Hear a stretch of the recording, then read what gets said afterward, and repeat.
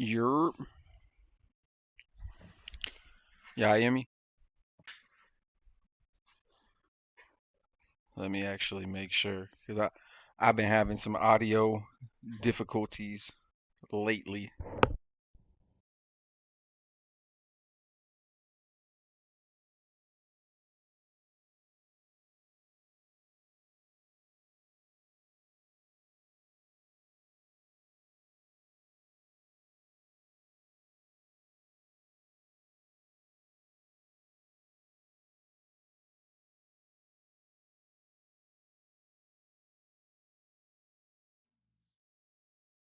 Mic check, microphone checker.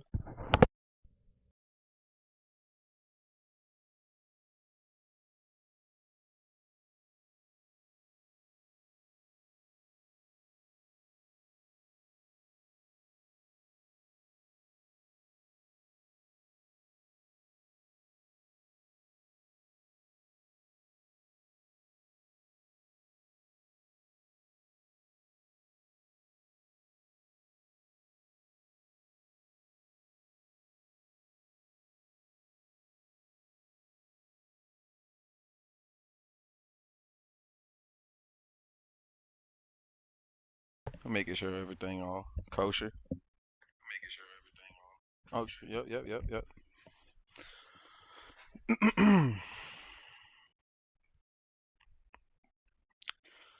I gotta change my profile pic up on this Twitch. I ain't gonna hold you.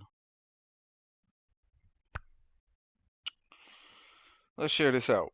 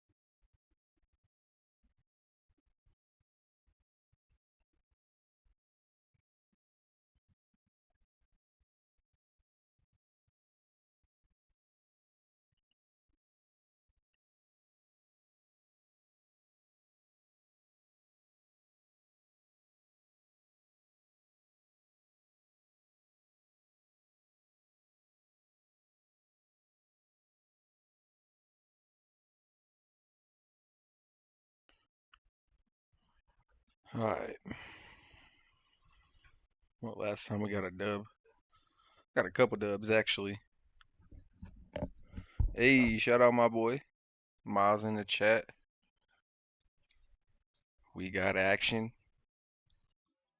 Set this weekly strategy. Trying to win the Cardinals a ring. Which you see the head coach top right? That's me, McLovin. You know,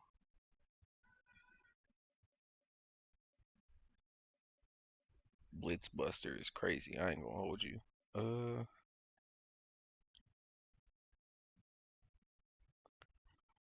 okay. Defense wins championships, huh?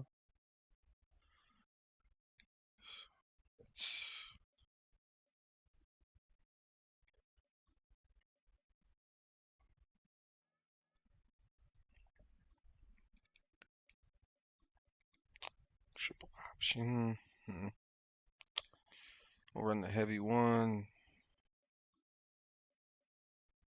and the 3-4 play sheet.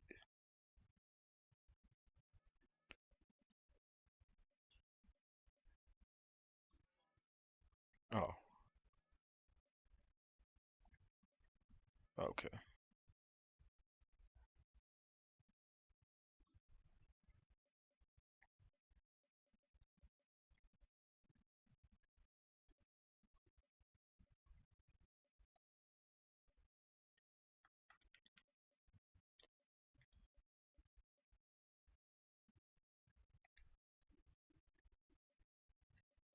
Everybody else chilling. Bet.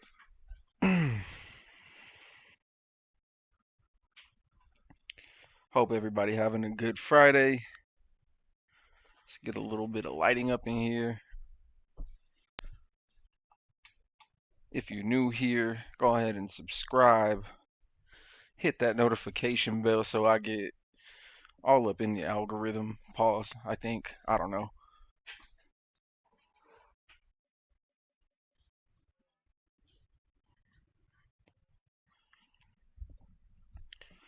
It's episode 79, Ants Random Rants. And we got a lot to talk about, so I'm try and get through it as quickly as possible, but also try and explain myself in a way where maybe I make a little bit of sense, because we got to have a serious conversation, as y'all could tell by the title, about what is going on with 50 Cent. And look, I'm gonna go ahead and let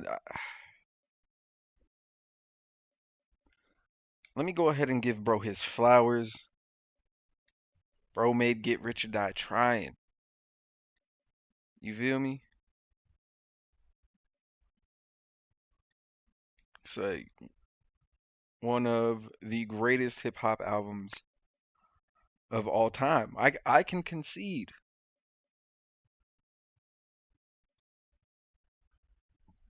that 50 Cent has one of like arguably the greatest primes of all time, and I will go ahead and say that he might be the Shaq of rap, and not like he rapped like Shaq in that sense, but let me go ahead and explain. Shaq had an extremely great prime.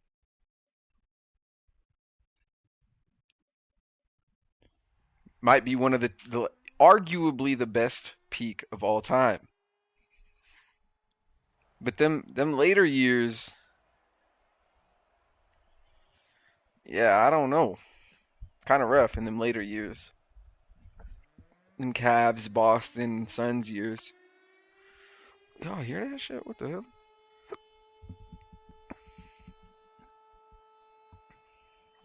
Okay. They got the air raid siren and shit going on in the background. Y'all hear that? Hope that ain't too loud, but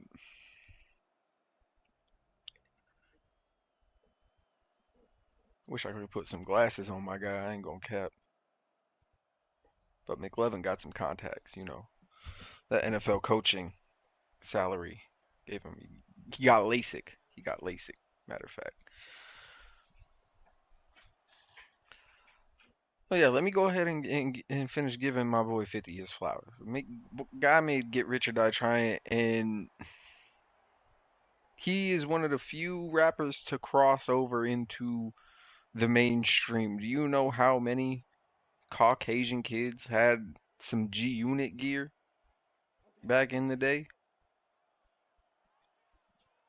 G Unit was essentially the male Fat Farm back in the mid 2000s. If y'all youngins don't know about Fat Farm or Baby Fat, because I think Fat Farm was for men. I'm talking about Baby Fat, my mistake. It's basically that. It's the male version of Baby Fat. It was everybody rocking it.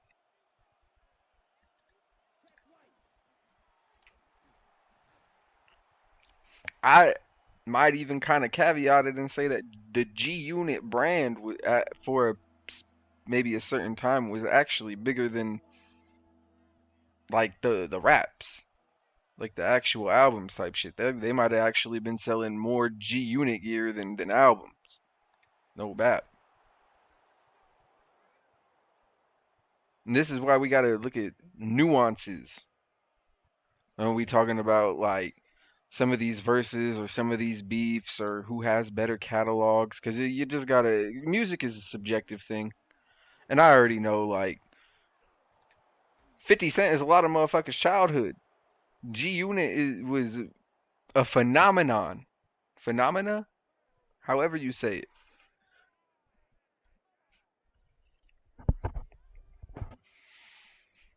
But they fell off kind of quick. I ain't gonna hold you. They had a nice little 5 year run. 50 Cent, the G Unit mixtape series, Tony Yayo, and all them. I mean, Young Buck might have been the second best rapper in the group. Yayo was never looked at like a lyricist or nothing like that, but 50 put him on a track, let him eat a little bit. Nothing wrong with that though. Nothing wrong.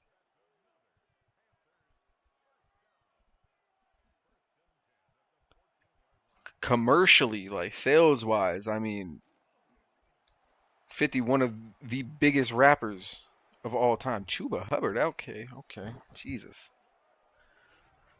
We just cannot tackle Chuba Hubbard apparently. We letting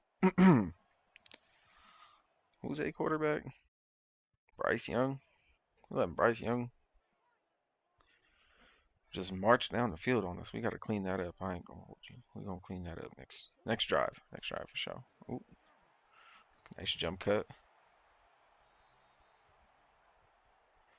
Yeah, we gotta get Najee in the end zone or something. Bro did go crazy last game. We just couldn't get him in the end zone. Kyler Murray was going crazy too.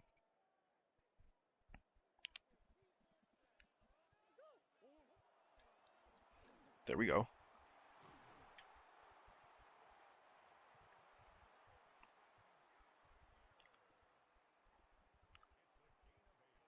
Oh, yeah, I'm not even trying to dispute the fact of 50 Cent's influence and or meteoric rise because I've often admitted and said that the only rapper whose come up was comparable to 50 Cents and who had probably maybe just as big, if not a bigger influence on rap was Chief Keef. Might be controversial to say, but check, due to knowledge, check the statistics.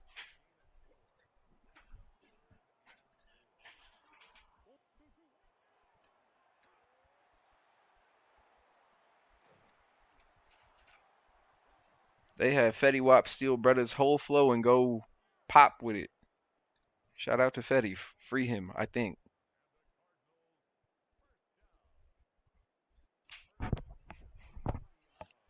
But back to 50. His recent string of beefs, man, like I'm not even gonna get really into the Ti beef yet because he was before this kind of kicked off and became bigger than it was.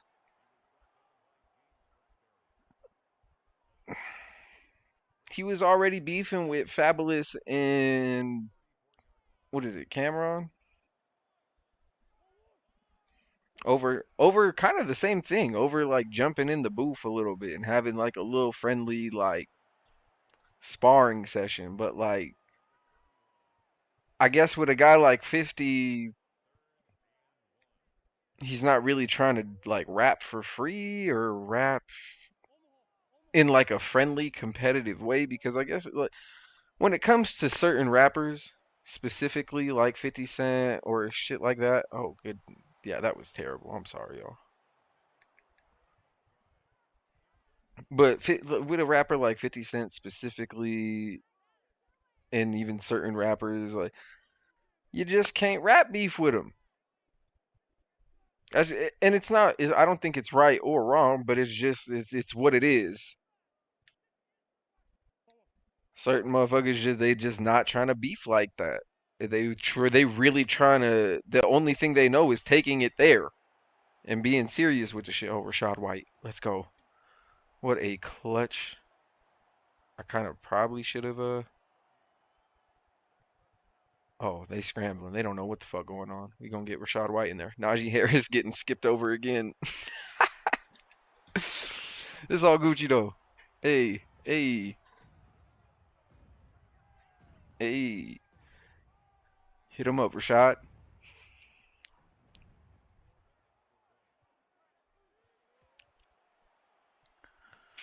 All right, now we just need to stop.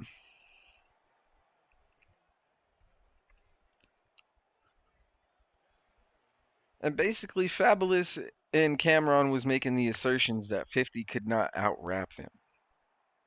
And you see, this is where like the very specific nuances and the subjectiveness of hip hop comes in, because by all standards and metrics, if you're a numbers person, Fabulous and Cameron maybe got close at one point, but for the most part, neither Fabulous and Cameron were ever on a mainstream level that 50 Cent was. Period. Point blank. I don't even think that shouldn't be arguable. God damn. Okay. Who's that? Miles Sanders? Fuck. They just nickel and diming us for big yards, I guess. Fuck.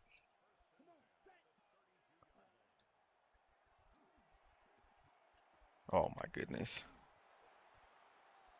Come on, gang. Watch the underneath routes.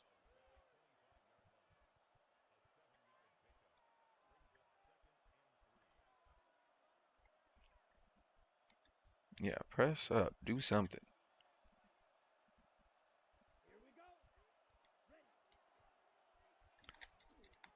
Oh my good. Buddy out here breaking tackles and shit. Okay. That's crazy.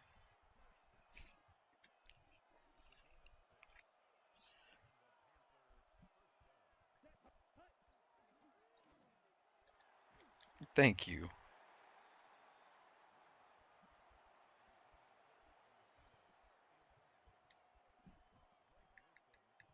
Nice stop, you guys. Come on. Yeah, commercially and even like on a sales based level, neither one of them were ever as commercially successful as 50. But if we keeping it a stack, if oh that's a he's down. They could probably challenge up, but there's really no use in it. They recovered it anyways.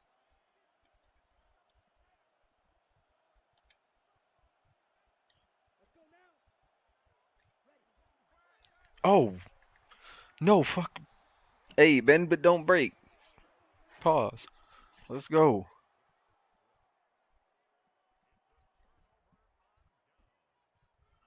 All right, if Keenan Allen is on single coverage, we might be able to get that. No, boom. What the fuck was that?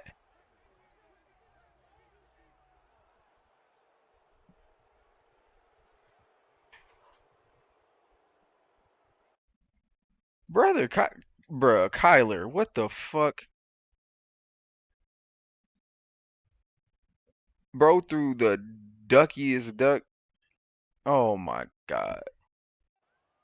Could have had wings on that motherfucker. Jesus.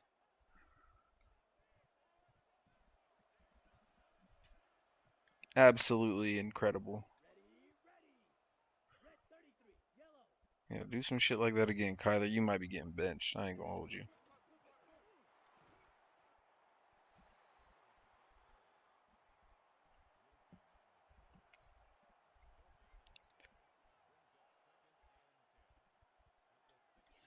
If I'm being real, 50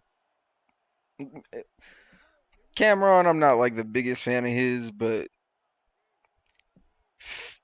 man, Fabulous got verses that I don't think 50 can touch if we being real. Like bar for bar, metaphor for metaphor, simile for bro.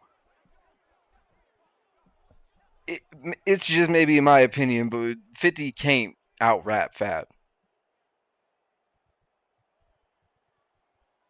But if we go in hit for hit, like I'm talking like 15, 20 of 50's greatest songs versus Fabulous is, 20 best songs from his mixtapes or whatever. I mean, 50 probably gonna get him just from a popularity standpoint. But if we actually the substance, bro, I feel like Fabulous got way more substance, and there's just a little bit of a caveat or a lot of. I feel like 50 gets a lot of bailout and caveats, but I feel like his career needs a little bit of caveating a little bit because I think linking up with arguably the biggest rapper in the world at the time, yes, Eminem, and arguably the greatest producer of the time in Dr. Dre, helped him break into the mainstream. I mean, when you get a Nate Dogg uh hook on your first album, I mean, what more can you with 50 Cent beats and some Eminem features too? I mean, you got the machine behind you, gang, for all intents and purposes. Now, 50 Cent might have fucked that shit up himself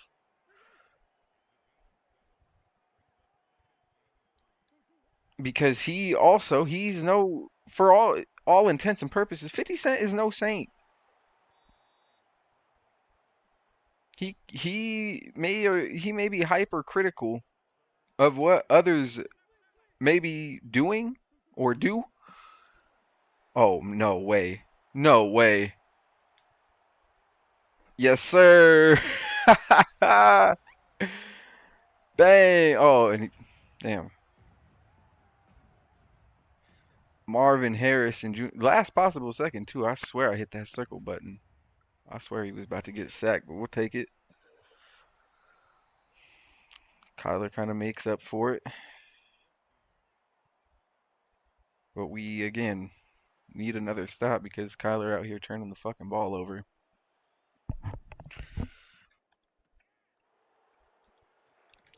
Oh my goodness.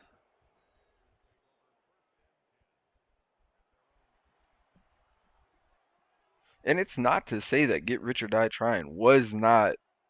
Again, I already said it. It's one of the best hip hop albums of all time, and yeah, none of his projects really came close, but it's hard to top an album especially if people are considering it one of the greatest albums of all time. Like it's putting it in that regard. Rightfully so, of course, but yeah, do it again.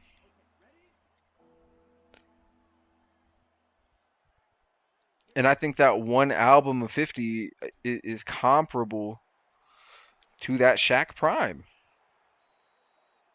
That 3 year span that 50 was on with the Massacre and Get Rich or Die Trying and how big G Unit was and him getting the vitamin water deal and all of that, like that's Shaq in his prime.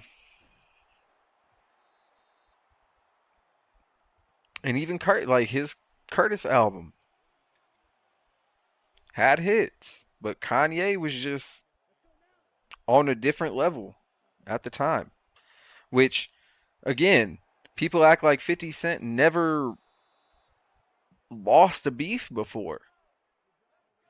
I mean, that one was a manufactured beef to generate album sales with Ye, which was honestly pretty smart. But 50 tried to beef with Fat Joe, realized that Terror Squad was bigger in New York than G Unit on a street level. Maybe not on an international or nationwide level, but in New York, 50 was going to have to see them. He couldn't just troll his way out of that shit. Same thing with Jadakiss. Jadakiss, and even maybe it wasn't just Jadakiss. I think he might have had beef with the whole locks, but regardless, they squashed that rather quickly because came to Jadakiss like, oh, I'm actually a really big fan. I was just, bullshitting around type shit. Like, he's back down before.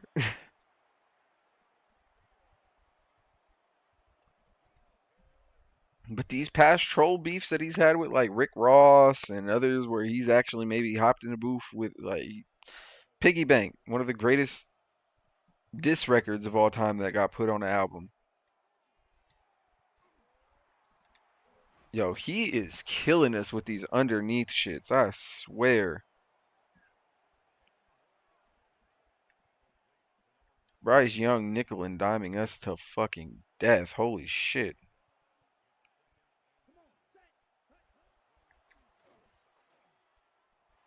Oh, he shook the fuck out of me. I ain't gonna hold you. He broke my fucking ankles. That boy hit the Russell Wilson.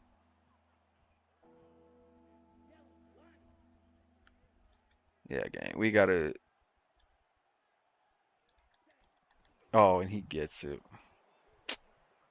That little tush push bullshit.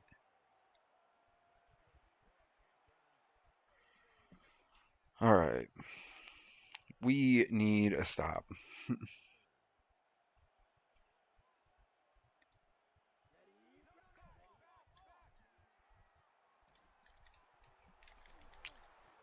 What are y'all doing?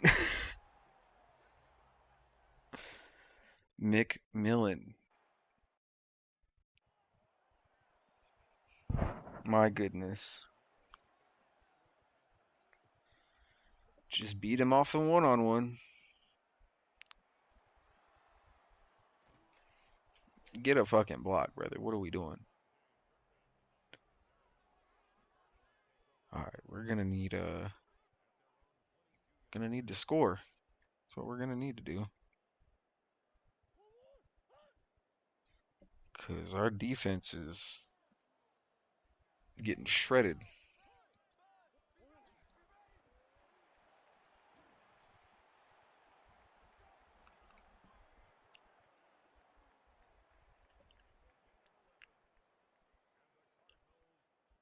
But even just like,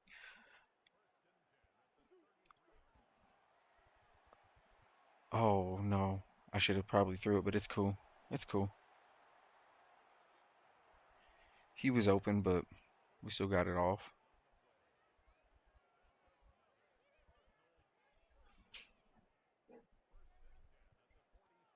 All right, come on, Najee. There we go.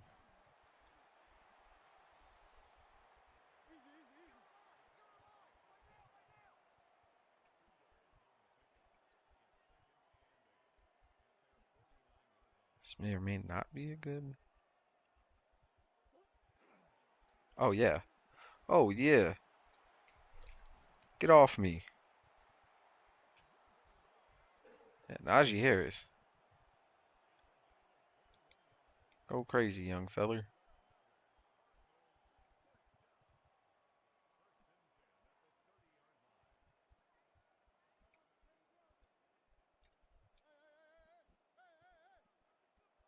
Okay. There we go. First down.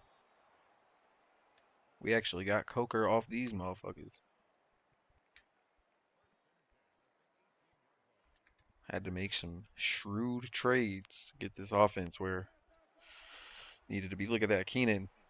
Let's go. Oh no. Our lineman went down. Well, thankfully, he went down right before the 2 minute mark, at least. Oh, that's a tutty. Let's go. Get you one then, Najee.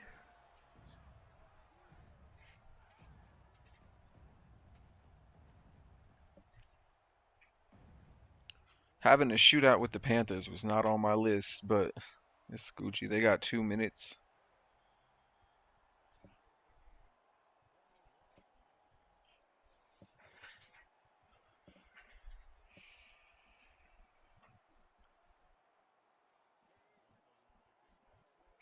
Let's pause this.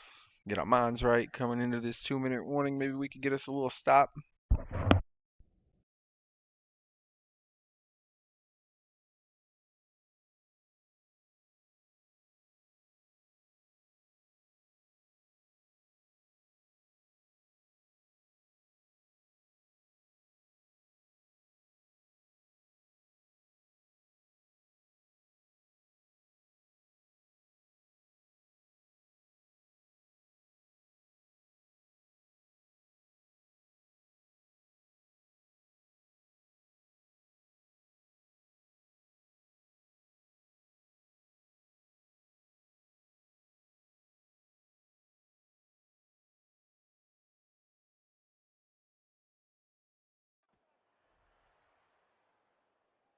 And so the whole history of 50 Cent beefs, not to go all the way back, but just these recent strings. Yes, Fab and Cameron were maybe not as commercially successful as 50. But for 50 to act like he is too good to step in the booth and show him that he's good is one thing. It's fine. Eminem has done this with other rappers. There's been throughout hip hop, people have made diss records that have just been ignored and or unanswered. It happens. Whether it be because the artist didn't hear it or they didn't feel like they needed to respond is reasons, you know? But to not respond at all is one thing. But to then entertain it with trolling and saying, "Oh, you're not on my level and y'all need me to respond this and that," but they weren't really like they may have been looking for a response, but I don't think that was really their end goal. I think they were just trying to make their point of like, yeah, we can rap just as good if not better even though he has more commercial success. I am getting stupid penalties. A little bump and run.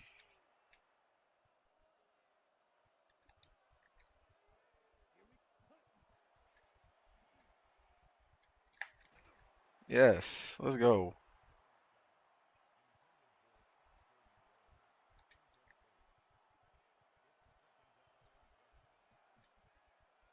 And we coming with the heat. Fuck that.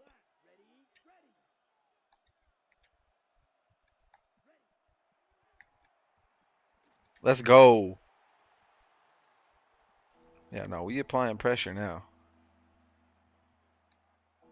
We applying some pressure now.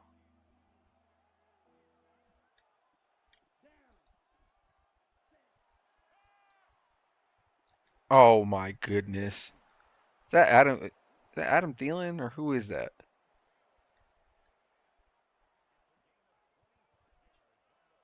I know that's not McMillan. I think it is Adam Thielen.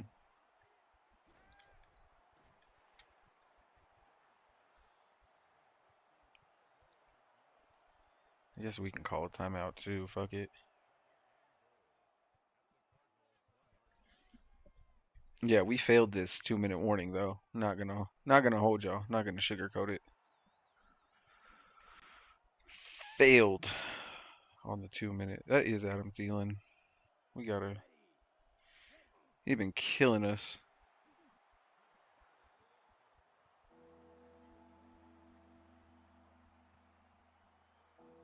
Fuck it. No, no, no. How do our quarterback spy? Nice wrap up.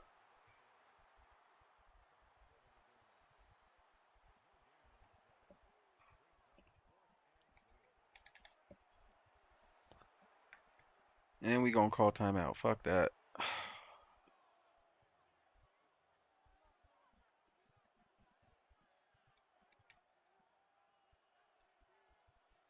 If they run, we're kind of cooked. I'm not gonna lie.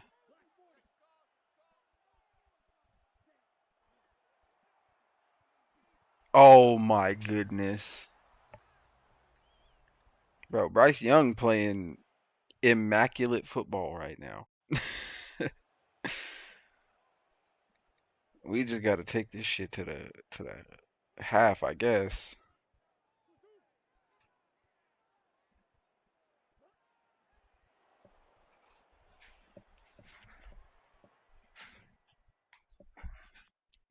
We got to start putting some pressure on him or something, cause Bryce Young is out here smoking shit. But y'all can kind of tell where my cognitive dissonance with the whole 50 Cent beef is stemming from. And if not, then I mean, then it's gonna be really clear with the Ti shit because yeah, Ti. I mean, since COVID, I would say maybe a little bit after COVID, he's been asking 50 Cent for this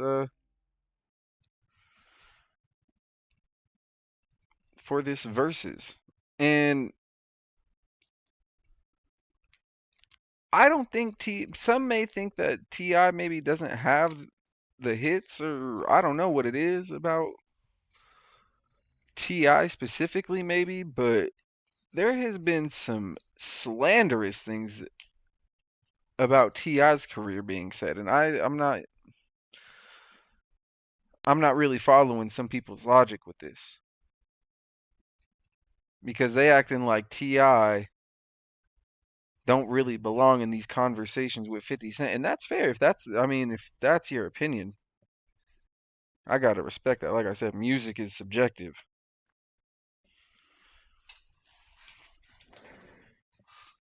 But if we lining up 15 hits, 15, 20 songs from Ti and 50, like hit for hit, and if they got a live crowd,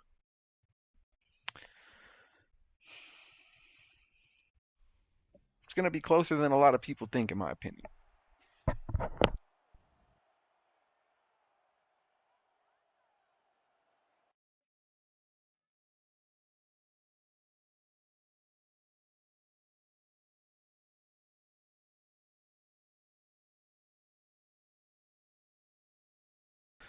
And hey, shout out all three of the viewers. I appreciate y'all. Shit.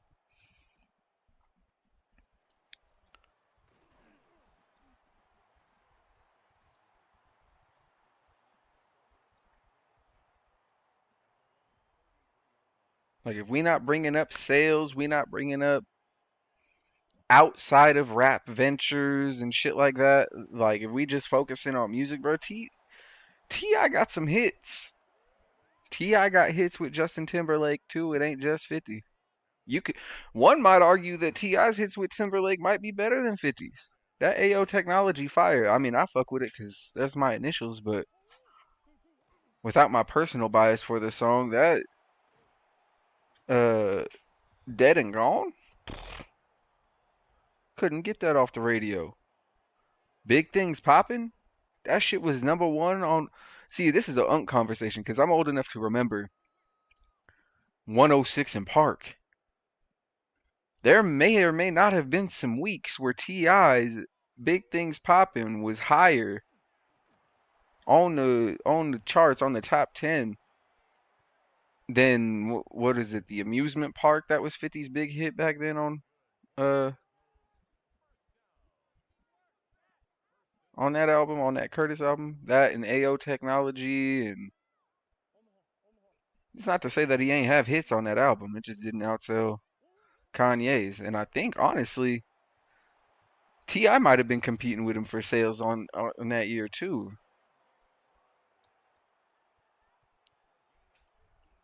I'd really have to go back and look at the numbers. Oh, that's on me. Getting a little too pass happy. Just try and bring it back.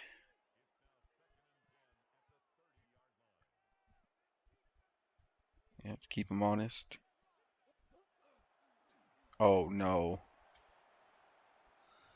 Yeah, we kind of gotta have to score here.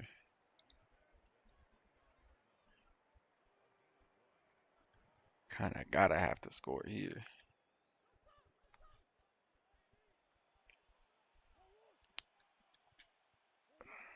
Okay. Oh, Trey McBride. So close. Gotta go for it. Got to.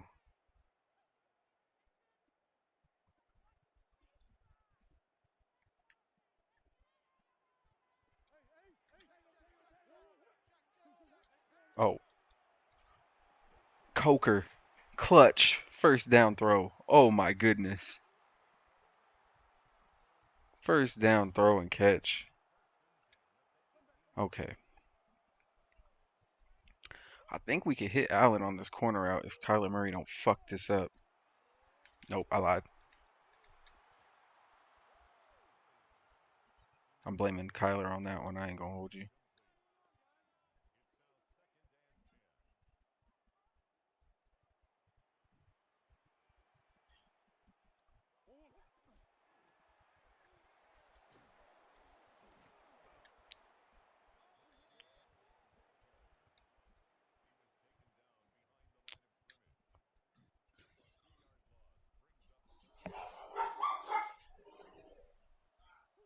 The fuck going on? Oh, he got it. Kyler, what are you doing? Is he even under pressure at all? Oh, he kind of is. I ain't going. But you gotta make the throw, brother. You gotta make the throw. Fuck. Gotta take the points. Can't risk getting nothing. We just gotta count on our defense, even though they haven't. They gotta show me something on this one.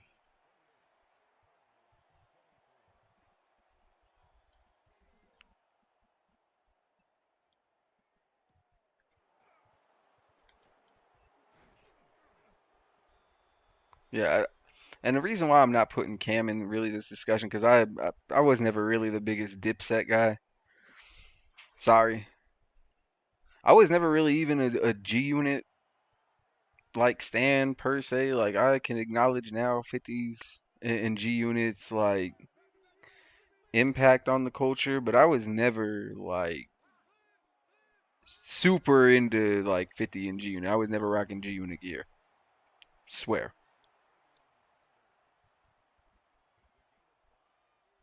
I was rocking some Echo back then. No bad.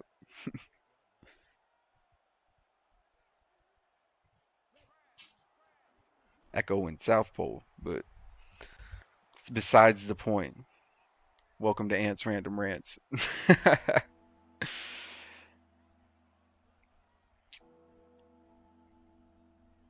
So yeah, 50 not really acknowledging Cam and Fab is one thing, and then you're gonna go ahead and keep trolling them like y'all need me to respond and this and that. And I really don't think they was really looking for 50's approval or response per se. If 50 wanted to go out and do it, then do it. Hop in the fucking booth, but don't sit there and be like, I'm above this. I don't need to beef with y'all. Then just don't say nothing at all, gang. It's that easy. But that's not. I understand that's not the kind of guy that 50 Cent is. You say his name, for some reason he gonna respond, and it don't matter. Even if you don't say it, I mean he's had a history of just going at people just because he feel like it. I mean one of them I'll praise him for is Diddy, but then some of the other people that he's gone after, just like just a long list of black women that he's gone after for absolutely no reason or people's families and I mean, it's one thing when you're in the middle of a beef like with Rick Ross and you bring his baby mom out or something and y'all got little petty wars going on. That's one thing. But to attack people for no reason and then get this bully reputation. And if there's one thing I hate, it's selective bullies. Which I feel like more and more I see the selective bullying that 50 Cent be trying to do. He be trying to go after people he feel like he can out money or that he feel like can't really discuss, business or music accolades with him. That's who he be responding to. But when it's, again, Fat Joe, Jadakiss, got something, some always some slick shit to say. And now it's been Ti. Ti, like I said, was waiting on this. for years been asking for this versus for 50, and to say again Ti don't got the catalog. I He got a pretty consistent catalog despite him maybe never reaching the commercial success. But again, to caveat that, he never had uh Eminem on his label. He never had a Dr. Dre beat. He was one of the pioneers of trap music, while 50 at the same time was bringing back like real New York street music. Probably one of the last waves. I mean, yeah, Dave East and like West Side Gun trying to been doing that kind of shit for years, but without the obvious commercial success that 50 had. But even then, I would Dave East and West Side Gun, Benny the Butcher and them, they I don't think 50 could rap better than them. And as a collective, oh my god, I don't know. I don't know if they're really out rapping West Side Gun even as a collective. 50 gonna have to carry motherfuckers on that. If it's strictly bar for bar, but if we're measuring like hit for hit that can move the crowd, 50 is obviously gonna win that. But with Ti, this is gonna raise another argument of where they host the battle, or where would the battle take place? Because if it takes place in the South, there's gonna be claims of obvious bias towards Ti. If it takes place anywhere in fucking New York or those kind of states and shit, they're gonna say there was clearly some gas for 50.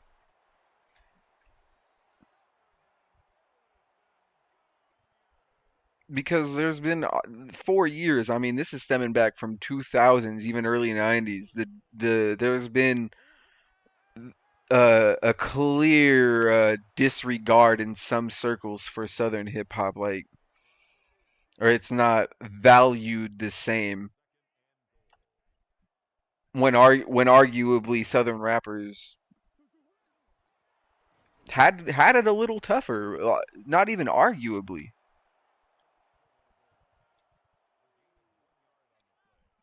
Think in one of the beef DVDs, I think Lil Flip said it best. I mean, you could walk down the street and see Def Jam.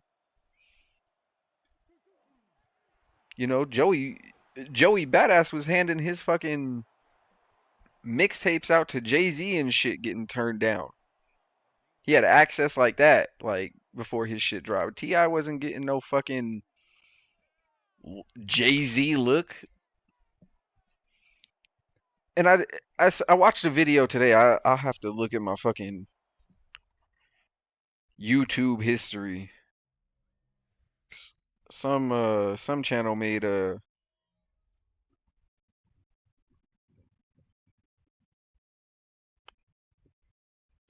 yeah, Rapaholics made a Ti versus 50 Cent beat video. It's an hour long. I watched a good like 30, 40 minutes of it. And just some of the glaze that 50 Cent be getting.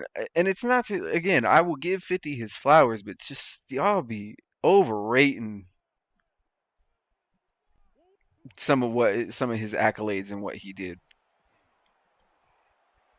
Oh my goodness, I should have just ran that in with Kyler, but Marvin Harrison dropping the fucking ball in the end zone is nasty work. I'm not gonna hold you. Oh no. Fuck.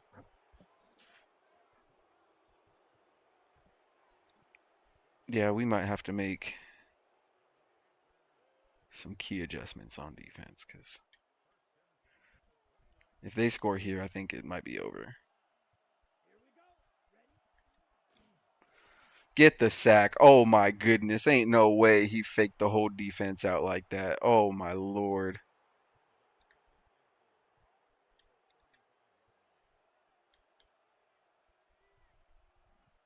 Not cool, brother. Yo, he been shitting on us low key. We cannot do a motherfucking thing.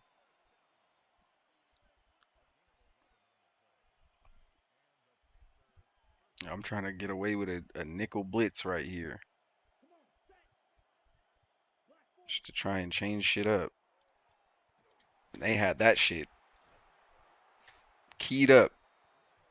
Their offensive line is truly amazing.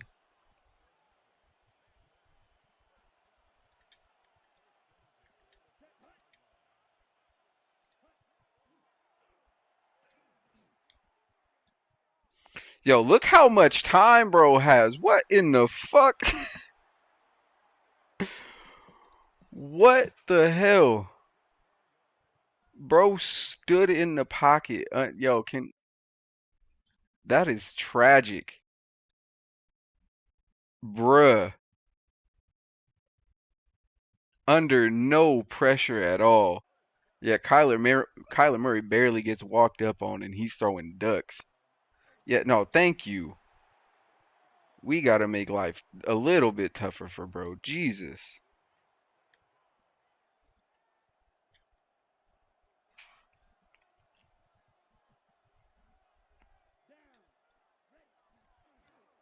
Oh, he is killing us with this fucking play action game. Absolutely killing us. This motherfucker be having the whole defense just shook.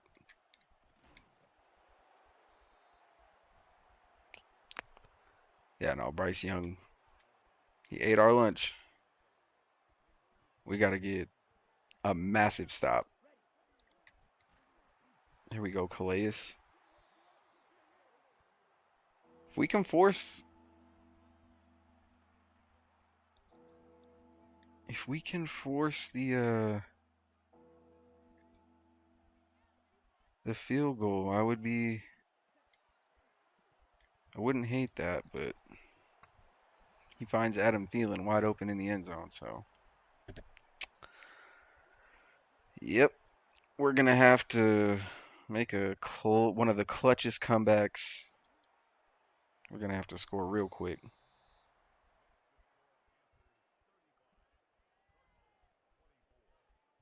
If we could score on this kickoff, that'd be nice.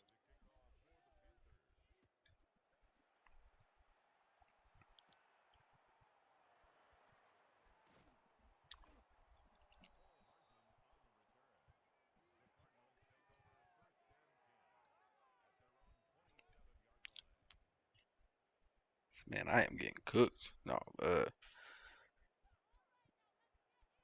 and whether or not Ti ever, because I looked it up earlier today, or I was talking about this video I watched. I watched 30 minutes of this little hour-long video, and Rapaholics was giving all kinds of bail, I feel like, to 50 Cent. Like, one of the arguments that he made was like, would some of these songs that Ti did with Rihanna and Justin Timberlake be as good, or would they be as successful without Ti on them?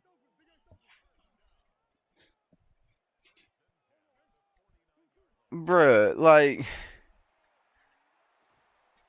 so what happened with all the 50 Cent features with Eminem after he wasn't making music no more? Let's just start with Crack a Bottle. Let's start with one of my personal favorite lackluster 50 Cent verses. Hate Being Sober. Would those songs be just as critically acclaimed and successful if 50 Cent wasn't on them?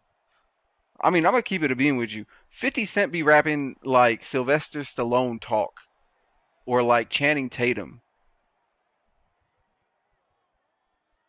Not to say he don't make hard street music. I know it's because he obviously got shot, but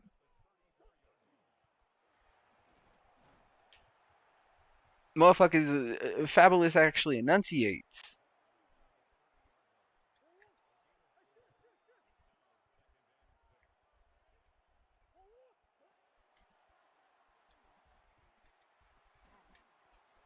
And he got yeah, Ti. He from the South, and he one of the few Southern rappers that I've never heard some people say that Ti was a mumble rapper, or oh, I can't understand what he's saying, and that was a big thing back then, especially with Southern rappers. Well, I can't understand what he's saying.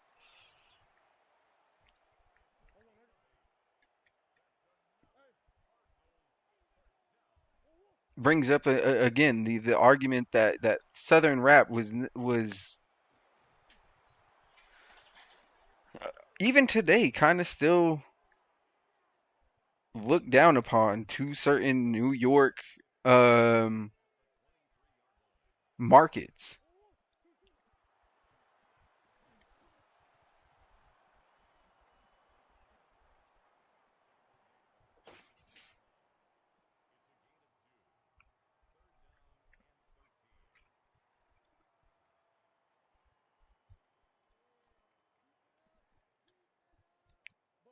Yeah, some of these conversations, and then the shit that gets me is all Ti wanted was a versus. He just wanted to see if you put the two songs together or whatever. If we put some music together. Oh God, we need to score. I forget. I'm over here, fucking off this game. Really. All right. We need Keenan Allen to make a fucking play. I'm not gonna lie to you.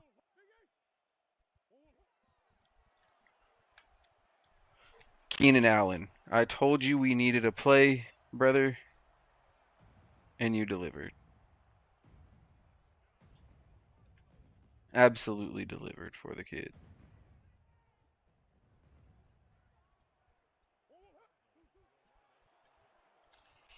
Oh, bruh, Kyler Murray, man. I might have to put in Anthony Richardson because bro is a detriment. All right, we gotta hunker the fuck down on this shit.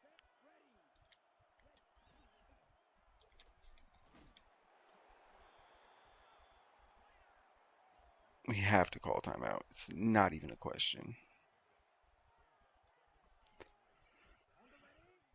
And we blitzing. Fuck it.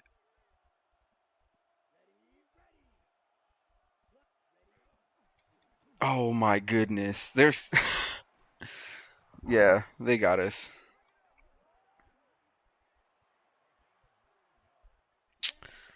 Yep. We could not get a stop all fucking game.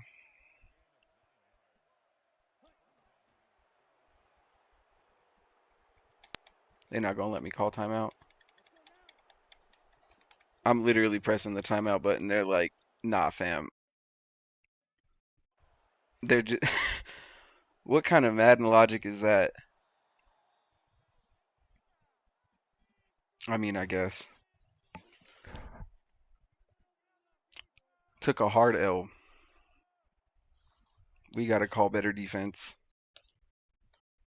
and offense, obviously, but damn.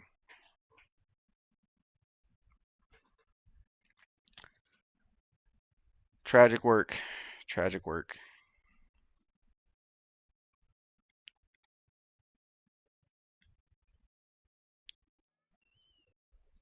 All right. And now we got to play the fucking 49ers. Nice. Maybe we could beat them. Maybe we could beat them.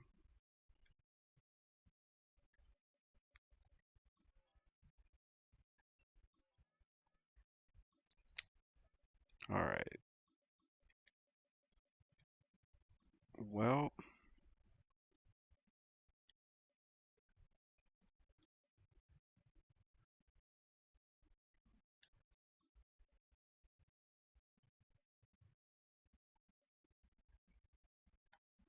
there we go. Increase packet size. Yeah. Come on, Dr. Dots. Okay. We're definitely not losing this game. Can't lose this game.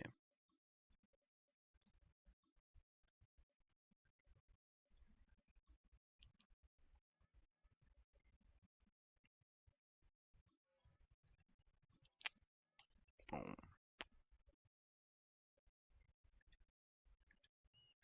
Everybody running half pads.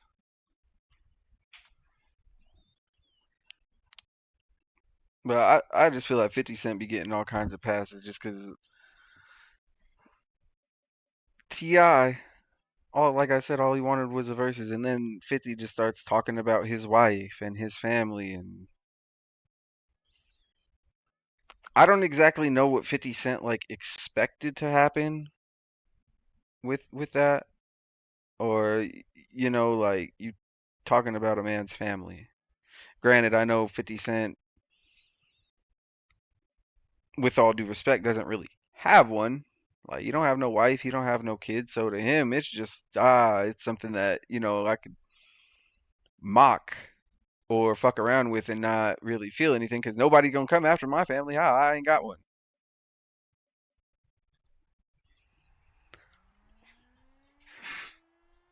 But then when Ti's sons go out there and they talk about his, I still got to listen to his sons' diss records. I ain't gonna lie. I heard Damani is out here cooking shit.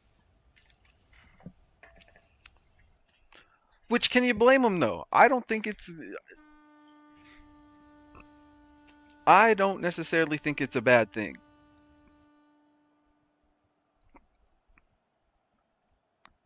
You play with somebody's family and then you was mad when all the family started coming out and whooping your ass as a family. Might have brought them motherfuckers closer together, honestly. And today you had 50 Cent drop like 2 bars on the new Power intro talking about uh, basically aimed at Ti, talking about how he turned Tiny out and had her eating box all over ATL. But it's not a record. It's just the intro to Power, and they're like they're gonna have to skip intros and do this and that, and it's just like, bro, don't nobody does anybody even watch Power anymore?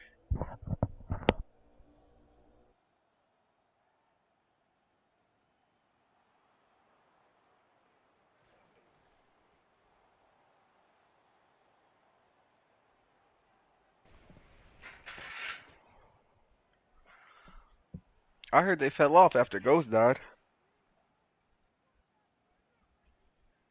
and it just hasn't been the same. I was never a Power fan to begin with.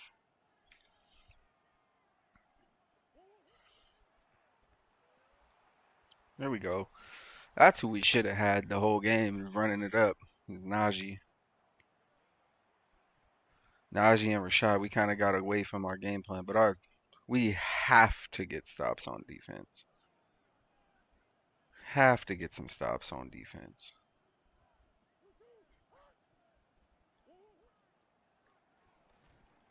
Mm.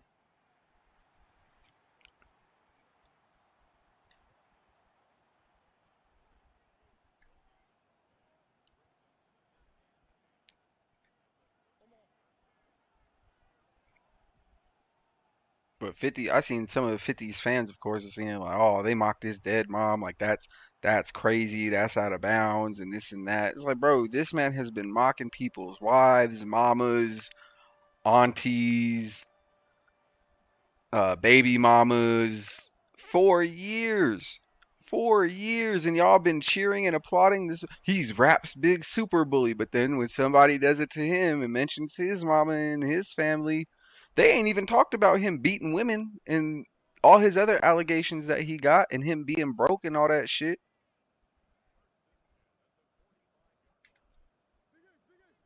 But again, I haven't listened to the diss records from. Maybe they did bring it up. Okay, yeah, we're just gonna have to. I probably could have got more out of that.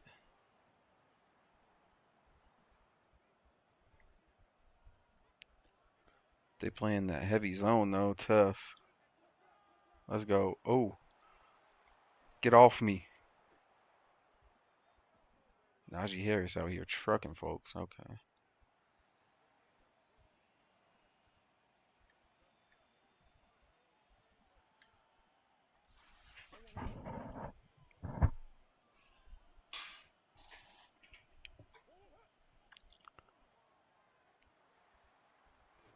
So now this has escalated into more of a versus, and you see if 50 Cent would have just kept his mouth shut, just wouldn't have said anything, just ignored Ti, ignored all of this, he wouldn't even be in this situation. And I know he probably loves the attention,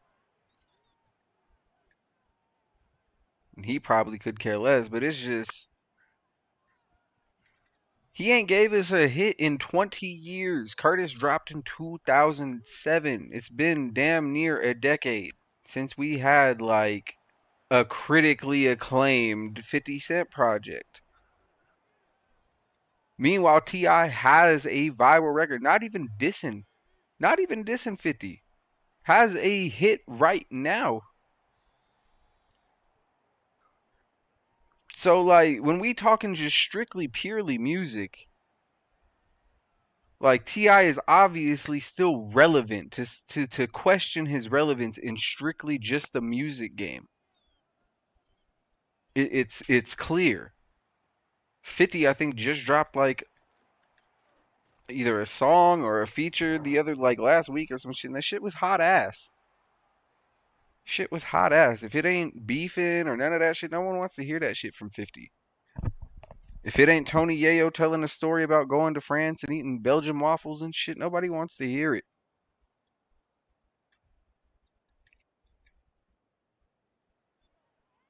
You want to talk about mumble rappers?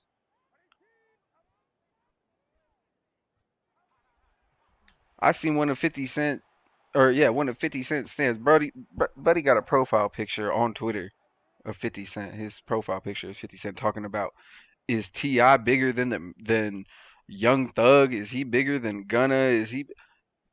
Are we being serious? That can't be like legit, right? Catalog for catalog, man. I seen somebody say that on the Rapaholics video. He said the game or possibly Ludacris could be a better matchup, or yeah, a better versus matchup for 50 Cent.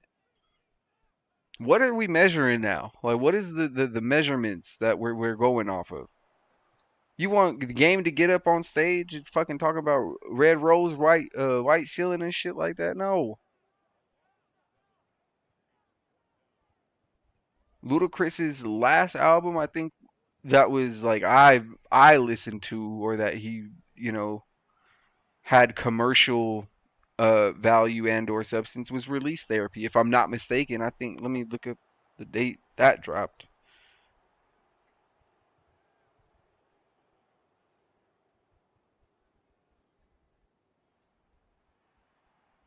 I want to say it was like '08, '06, '06. The Red Light District I think dropped in like '04. I might even be wrong on that. Hold on.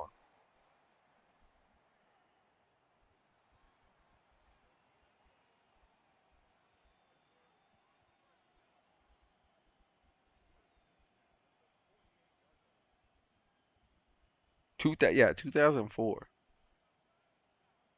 is when Luda dropped the Red Light District, and that's probably one of his best albums. Like, you know, got word of mouth, shit like that. You could even say Jeezy too, but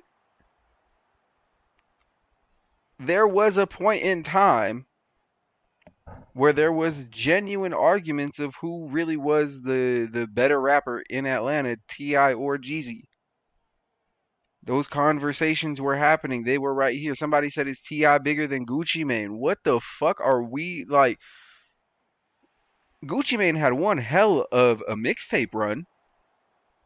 Name me a Gucci album that was touching some of Tip's like bigger projects. Ti versus Tip, Paper Trail, and King.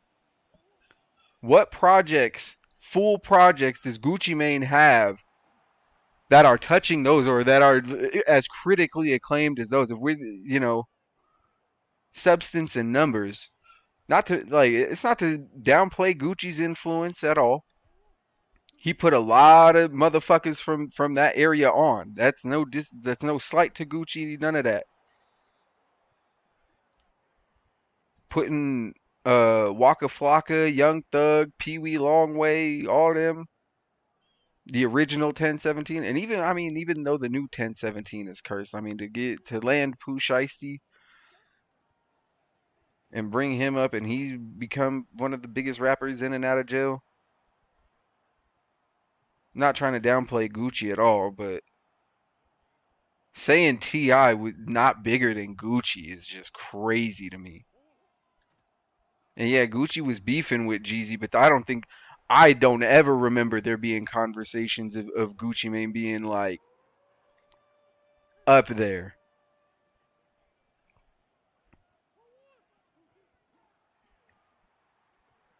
And I'm a big fan of Gucci's Trap God series. His Trap God mixtapes go crazy. Diary of a Trap God 1, 2, and 3. His what he had the with the gas, the World War 3 mixtape, the gasoline, and there was one more. I can't. He was having a mixtape run. I'm not. But if motherfuckers want to talk about sales when we're talking about verses and commercial success,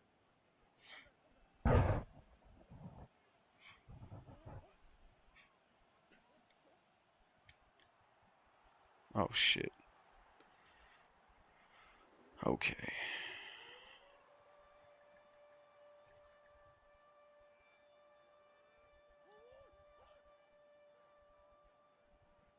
Maybe we can hit Coker in the middle? Yep. I thought I'm not gonna lie, I thought he dropped it. But let's go. No drops today, and we up 2 scores, baby. Let's go. Up 2 scores at the end of the first. Can't be mad at that.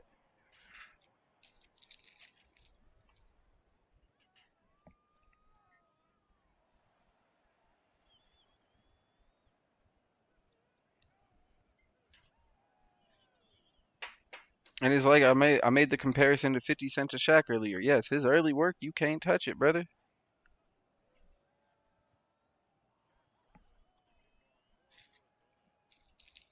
But you ain't had a hit even in 2010. Whereas Ti had several. Oh, I fucked that kick all the way up. I ain't gonna lie. Talking about was he bigger than Young Thug? Ain't About the Money might be Young Thug's biggest hit, and guess who on it?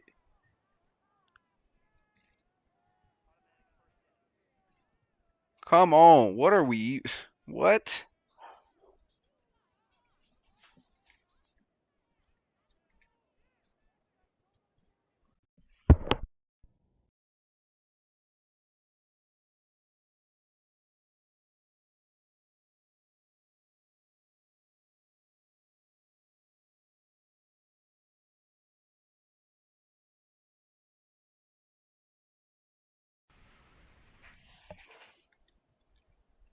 And if we talking about um like in terms of record labels and or groups, period. If we take G Unit versus Grand Hustle, when Travis Scott and Trey the Truth, I don't know if they're still signed to him, but Ti at one point was signing some pretty heavy rappers. Like I'm pretty sure Travis Scott might still be signed. Oh, maybe not. I know when he was dropping mixtapes though, he was definitely signed to Grand Hustle.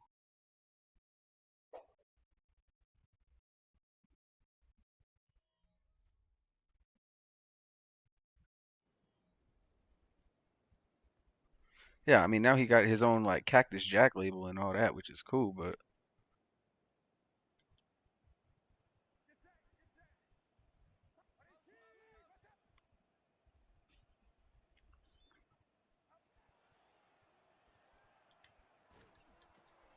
hold on, y'all, my cat want to go outside, and it's snowing and shit, so he'll be back in a minute. He just need to know it's cold as fuck.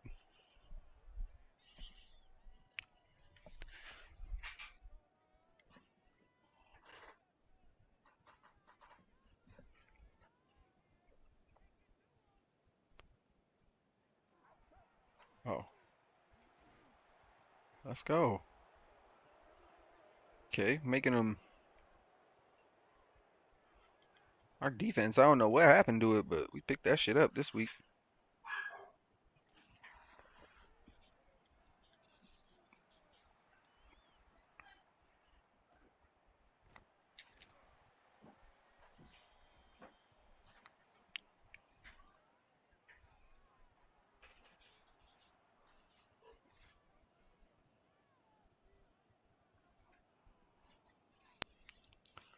All right, if we can go up 21 on the Niners, I think that would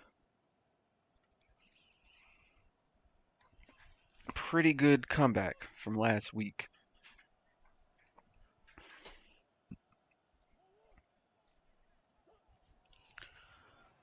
Yeah, I don't think, especially in this beat, 50 Cent looks particularly good. I don't even think it matters that, like, maybe if he hops in the booth and drops like a crazy record with maybe just himself, even if it's just himself or G Unit, I don't know.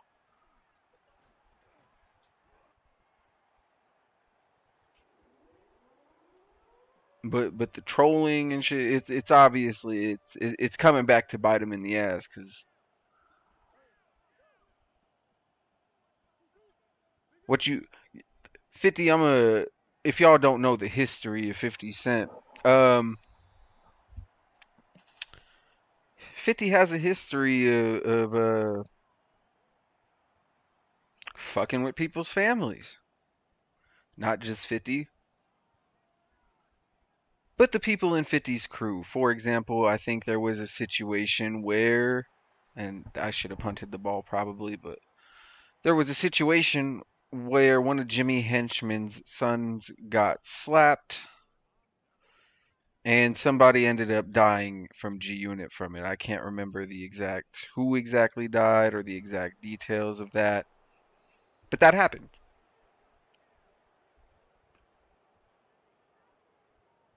And you just playing a dangerous game when you talk about people's wives or people's or when you start threatening people's kids and people's. And I'm not saying that Ti's kids was in the right, but they defended. They literally is defending their mama, and this all started because a motherfucker wanted to do a versus.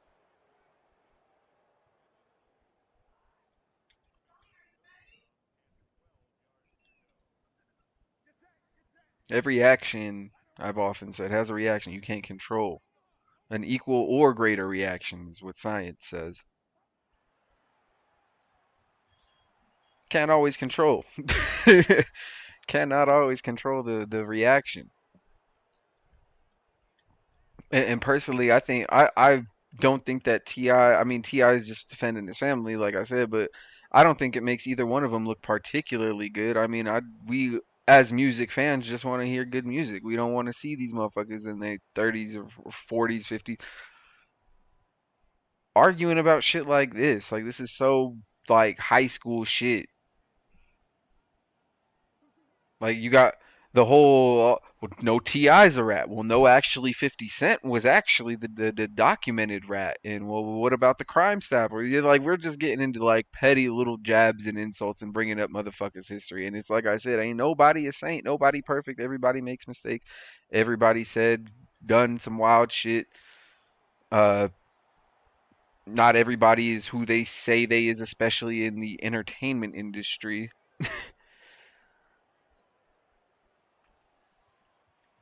And again, we're bringing up shit from again decades ago. You know, the 50 Cent is a rat allegations, the Ti is a rat allegation. These are like decades old uh allegations, and both men have made plenty money. Shout out Plies from not just the rap industry, but also their solo entrepreneurial endeavors.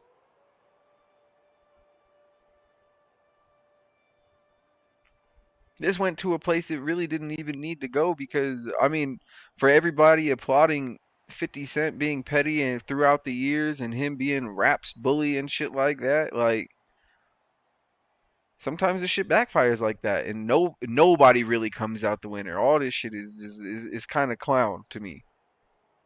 So get out there and make some fucking good music. Now, I mean, they diss 50 Cent and T.I.'s Sons is now getting some clout off of it. Good for them.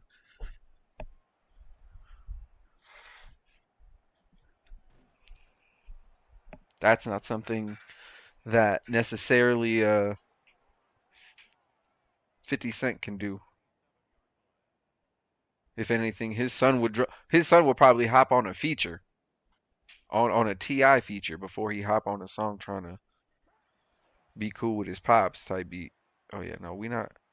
Yeah, you gonna have to run that. God damn you, Brock Purdy. All right, now they in some positive yards at least. Oh no, and Kyle Juszczyk, man,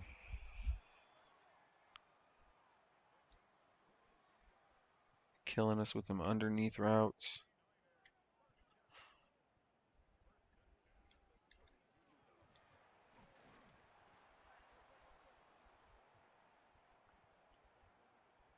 All right,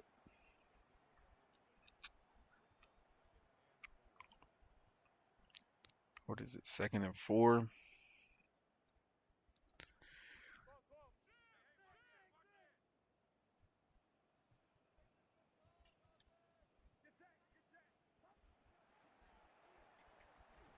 I mean, as long as they ran it.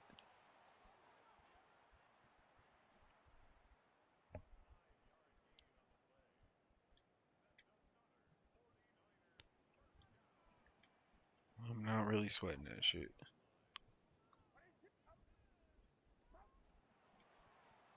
Oh my goodness. Nice. Very nice.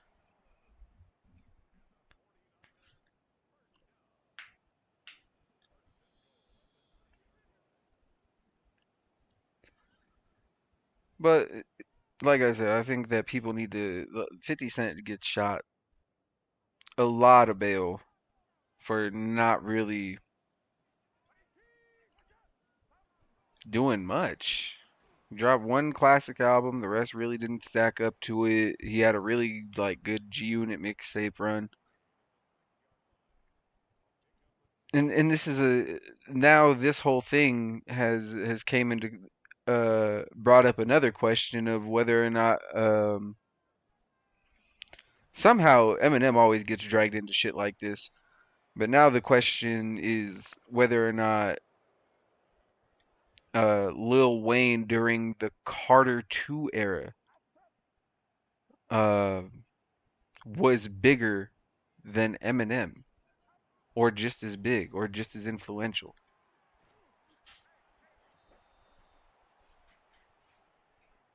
And I just think that's crazy.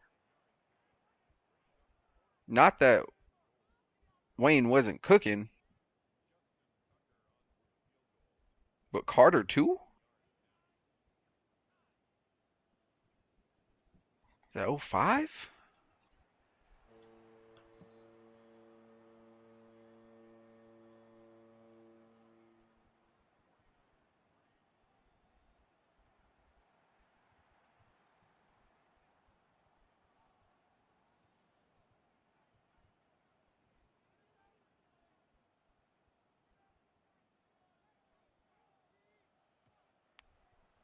I mean, that's kind of when M was dying down.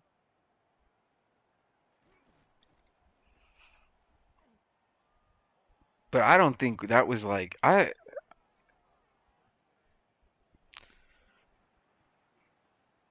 maybe some people fuck with Carter 2 Wayne, but I'm always under the impression, and maybe it's just because this is my high school like middle school era, but I've always been under the impression that Lil Wayne's peak was or like yeah peak was Carter 3 Wayne, and then like after Carter 2, I would really if I'm not mistaken, that's when he went on that run on that mixtape run, and then he dropped the Carter 3, and he was claiming to be the greatest rapper alive and all of that, right?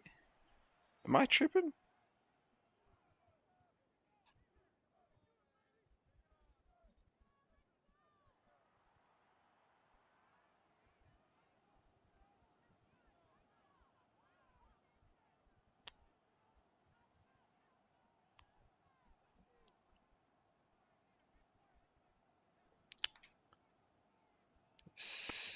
Okay. I think we can catch him lacking with his own.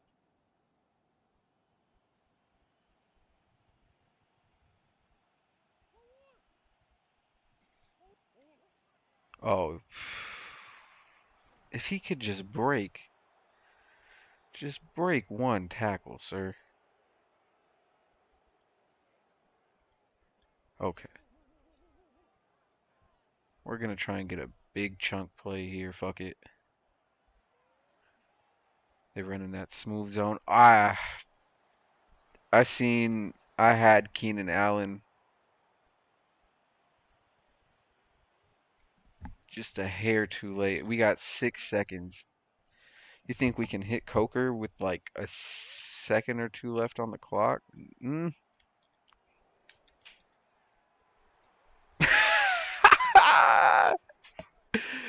Hey, I'll take it.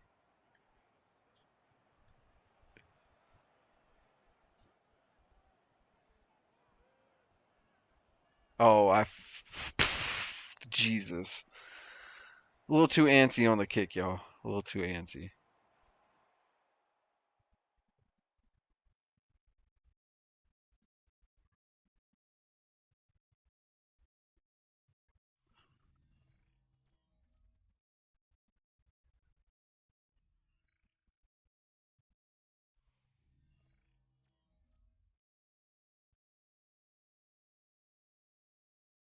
Okay, no, I'm tripping. He dropped the drought. Young Money, the mixtape.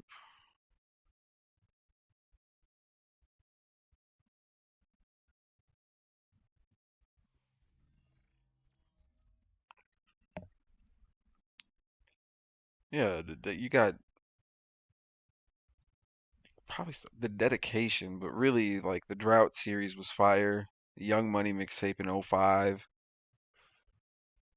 The drought 3, dedication 3, and no ceilings, and sorry for the wait.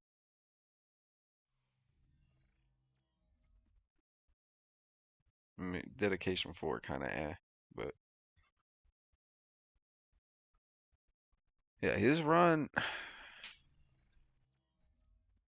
That is kind of when M was dying down, but to say that, like, I'd have to really look at the sales or some shit, cause that's a pretty tough. It's a tough claim to say that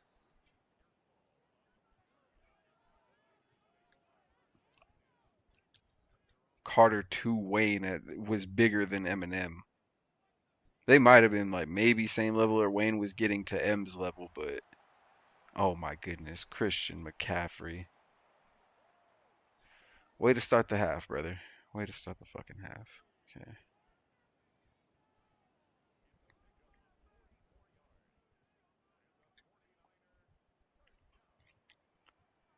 Get my defense playing. Oh, what a great fucking throw.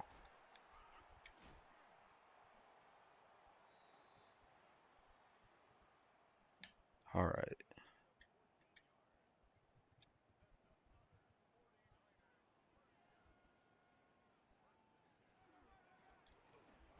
let's go. Great stop, boys. Oh, what the fuck? I don't even know what play I picked.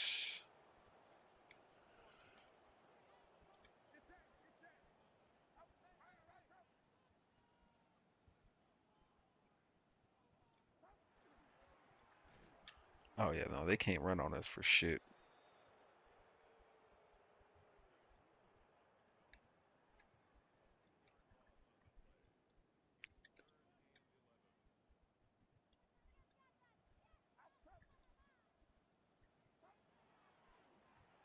Oh, nice. Nice, nice.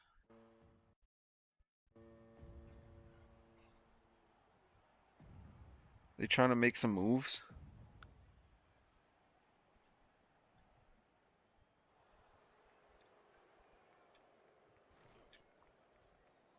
God damn you, Mecole Hardman.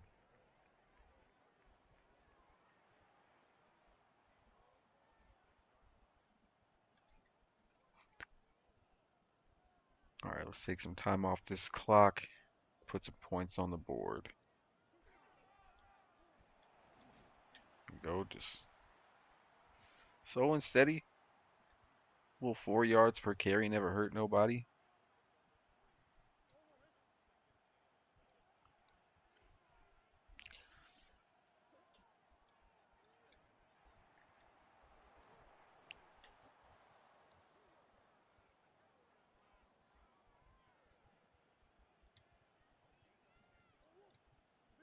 And again, I'm not really like a Wayne or a Eminem fan in particular. I don't think I really like one over the other specifically, but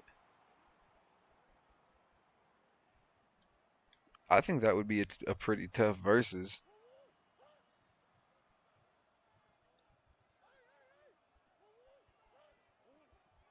Oh, Najee, wide open.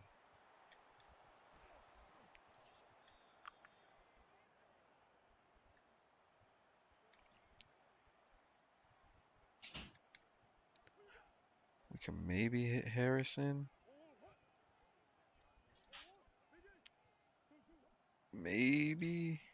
Oh, oh, tough, tough fucking break. Oh no, Fred Warner might take that to the Baja. He might take that to the Baja. Yeah, man, Kyler Murray, he might need to go. Cause goddamn, it's the second week in a row, brother. It's two critical fucking picks.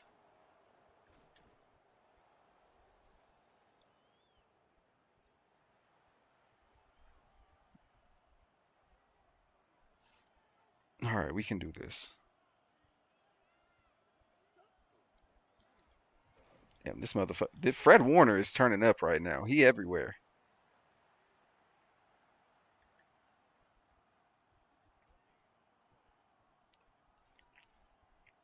Fred Warner is turned. There we go.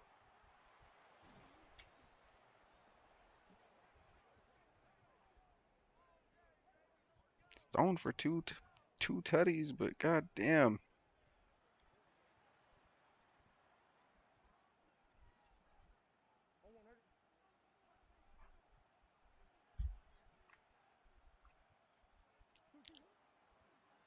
Oh, god damn it.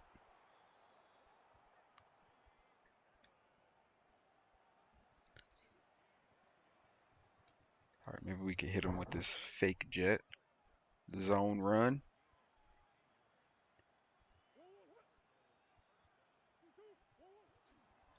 Oh, tough, tough work.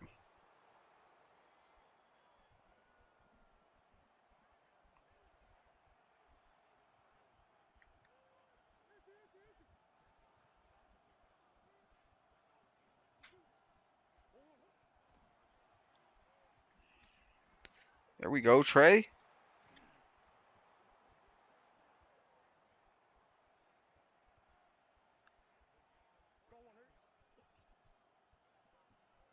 All right, we could maybe hit Trey again, but we might have to run this bitch with Murray. It's a little off on that. It's a little off.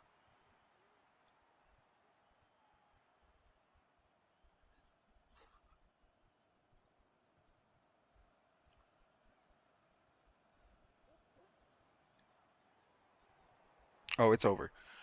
Run that in. Run that in, Kyler. Run that in, baby. Let's go. Hit the little gritty on him. See, when he not making boneheaded fucking throws.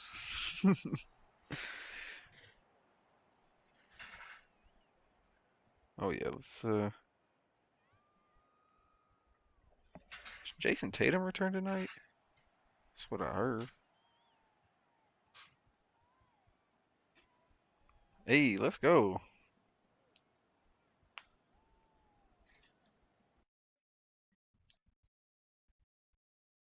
Buddy got 12 points.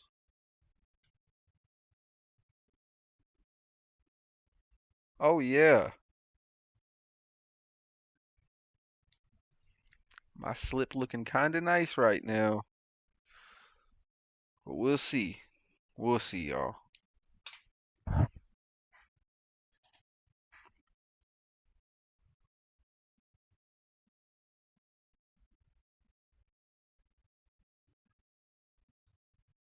Wait, what? What the fuck?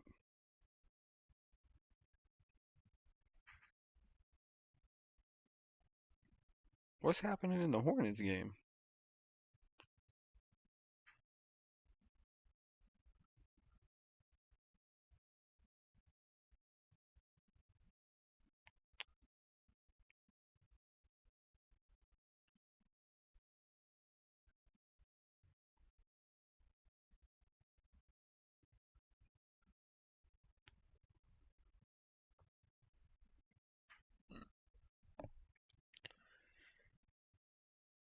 Oh yeah.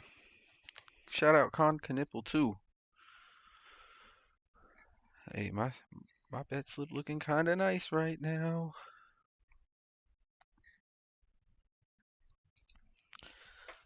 KD, if you fuck this up. No.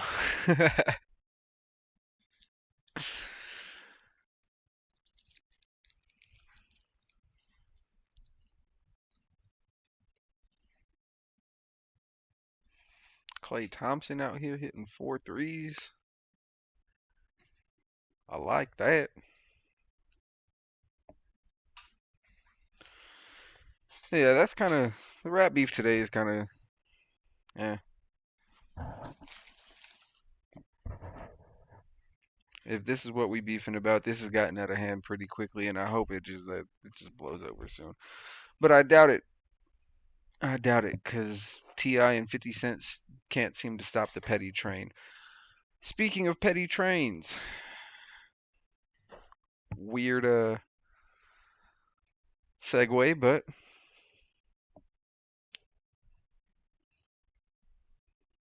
let's keep this rolling.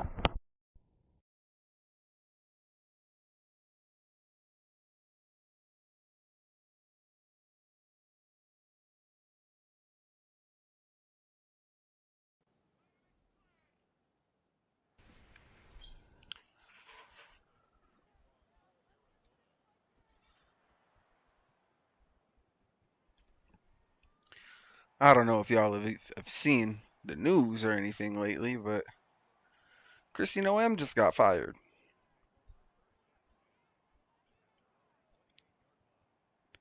And it's not, well, it's kind of because she's incompetent, but she was incompetent in covering up her incompetence, if that makes sense. Now, I know that may seem weird because this whole administration and regime is outwardly incompetent, outwardly corrupt, and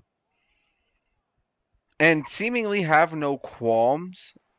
This wasn't about how she failed to cover it up for the people. She failed to cover it up for Donald Trump because apparently she spent like what 220 million on some kind of a advertising campaign, and they asked her if Donald Trump it had gotten Donald Trump's approval, and she was like, well, yes, it did get Donald Trump's approval, which is the standard again for this regime.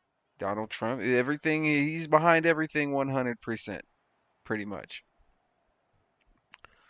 Now, as long as it's making the 1% millions of dollars, whether it's taxpayer money or innocent people's money, it's all good. As long as corporations are making more money, that's all that really matters.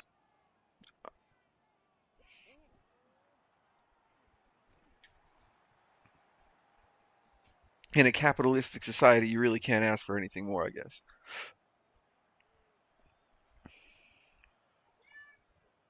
I know.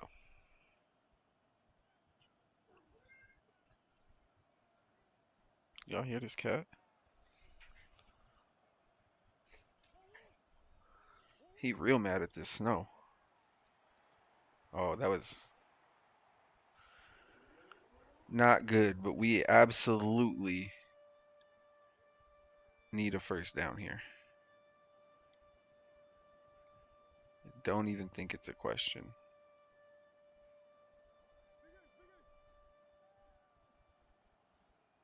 Damn. Y'all hear that fucking crazy? Oh, right there. Keenan. Oh, Keenan Allen. I should have just ran it for the first, but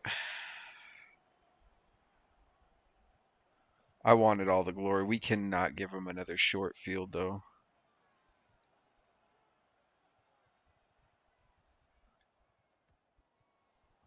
Nice little coffin corner. Okay. Go with the cover two. Rush four.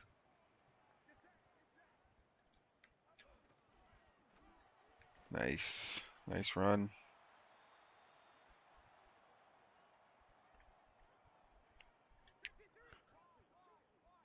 Christy Noem is fired, which, I mean, is kind of shocking, but not really. I mean, one of the women on this regime had to go, whether it be Noem or Pam Bondi, and this it has nothing to do with them being women, but they were clearly the weak links uh, in this regime. They them being I see whether it's Pam Bondi or Cash Patel that goes next is really up for debate at this point. I don't see either of them lasting too much longer.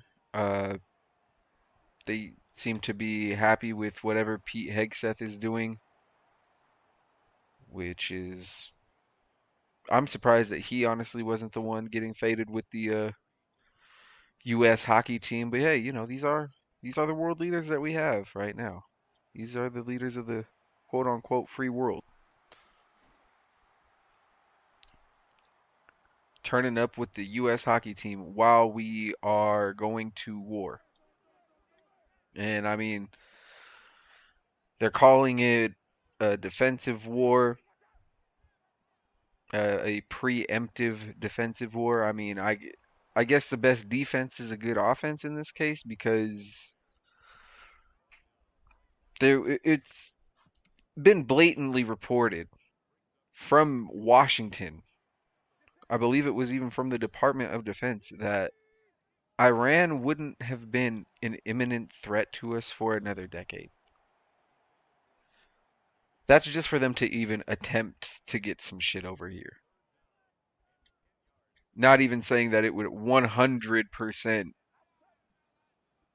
hit, but for them to even think about getting some shit over here, it would take another 10 years. That was according to Washington. I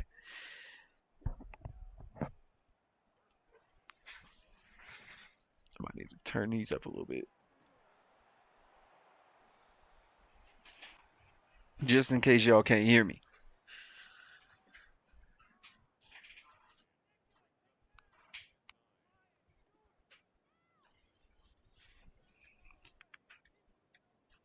But we just fired the Department of Homeland Security while we are at war with a foreign entity.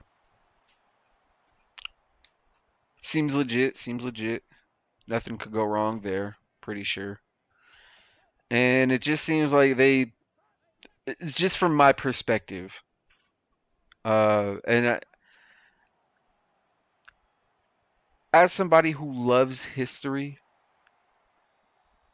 I may be getting into my political bag a little much recently, but we are literally witnessing history. And not only are we witnessing it, they are actively, maybe this is all throughout history, but they are actively trying to cover up and delete history at the same exact time. Um, so I'm really just trying to pay attention to as much as possible. And in a time when everybody's like, there's so much bad news, and I'm not trying to hear. No, I think we need more now more than ever to hear and see what exactly our government is doing. Where exactly our tax dollars are being spent, where all of our money is going. Because it's tax season, and you know what the crazy thing is the Pentagon has failed government audits. They cannot account for over what 3/5 of their money, and yet they're getting more money handed to them through government contracts and other things like that, which is Pentagon. Of course they will. I wish American citizens could get that kind of break of failing tax audits or getting tax breaks on that magnitude. But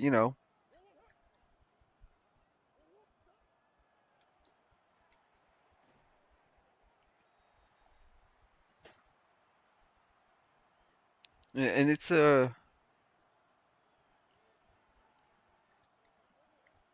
besides the whole war going on and the Department of Homeland Security getting replaced in the midst of it, we recently just had our own, I believe it was our own Congress, take a vote to see if they should reveal any and or all sexual misconduct cases that have been covered up by Congress. And almost unanimously. Now, Congress doesn't agree on a lot of things. Oh, no way.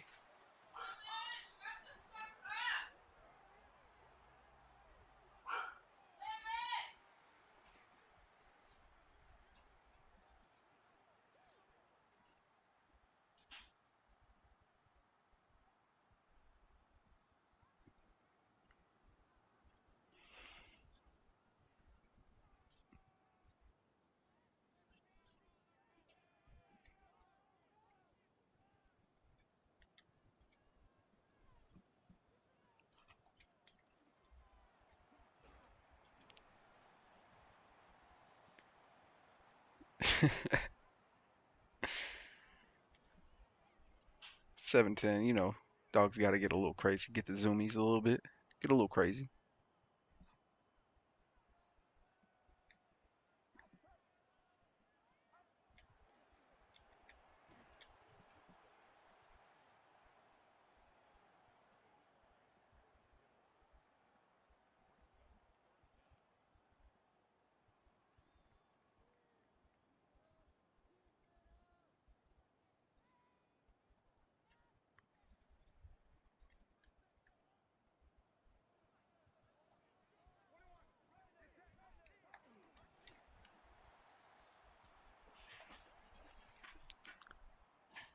Okay. If we was up 17 and we lose this game, I'm gonna be kind of salty. I'm not gonna lie. But we really need to stop. Like absolutely need to stop right now.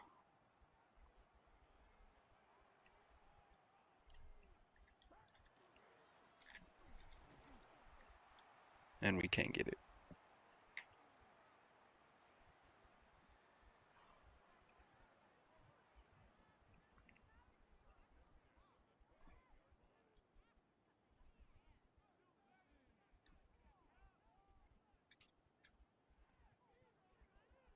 Oh fuck. Okay. Well, just run that Tampa 2. Run this QB spy. Oh my god, they got me. Okay.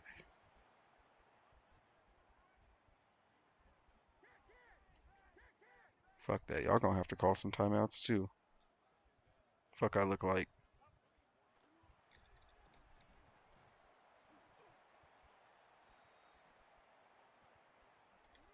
Okay, so we gotta call that one. Gotta call that one.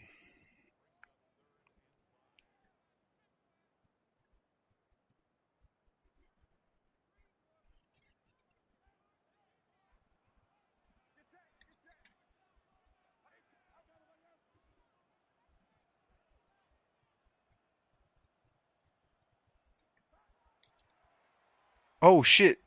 Oh shit. Wilson, turn the fuck around. And we get the timeout. Let's go. Oh my goodness. Oh my goodness, if he misses this. Please miss. Oh, they got Tucker. Fuck. What a block! He blocked the fucking kick. No way. Oh my god. Oh my fucking god.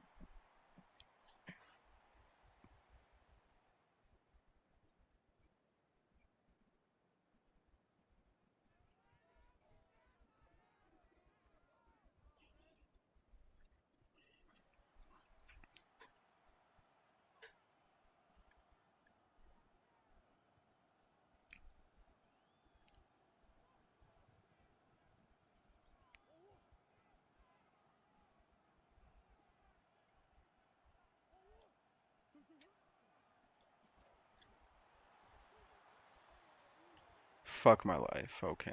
Well, that was not a good first uh attempt. Oh. Oh yeah. Please. We are in desperate need of this timeout. We're gonna run this drive play to McBride. Hopefully, we don't get fucked up. Oh my goodness.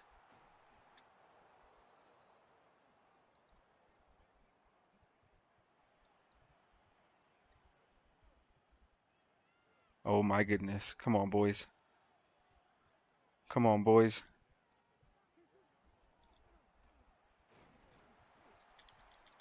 We don't have any timeouts. We just have to go.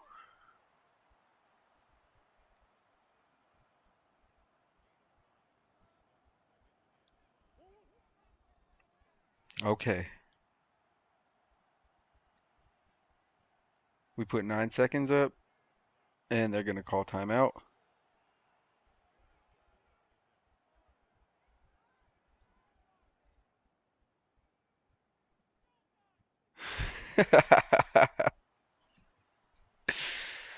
Oh man.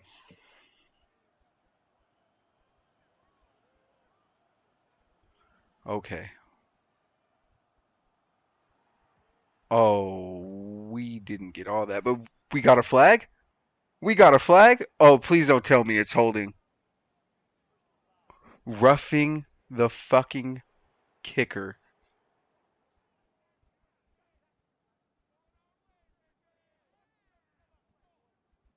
We're just gonna decline it. We're just gonna decline that.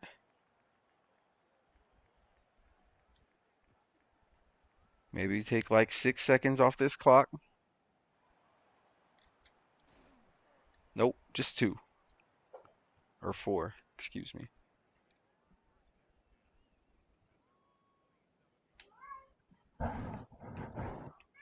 Yeah, it's cold, brother.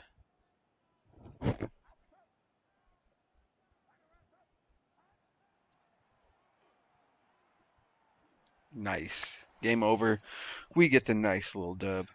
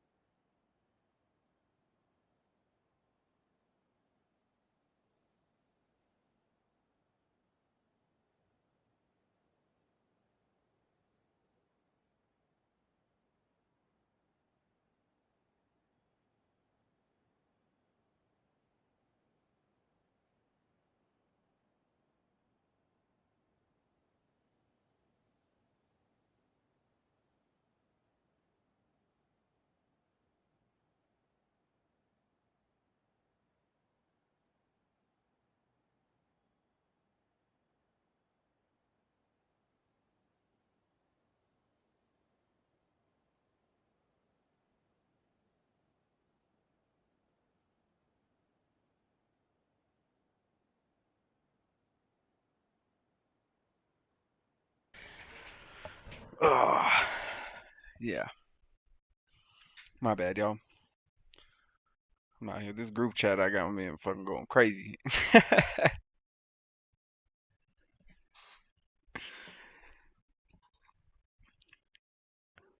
All right, so we done won one. We done lost one. Most importantly, though, motherfuckers is able to get upgraded. I'm gonna save it right here.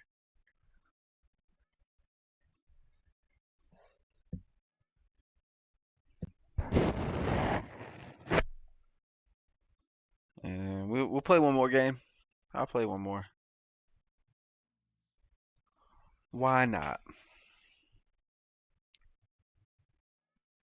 I'll play one more.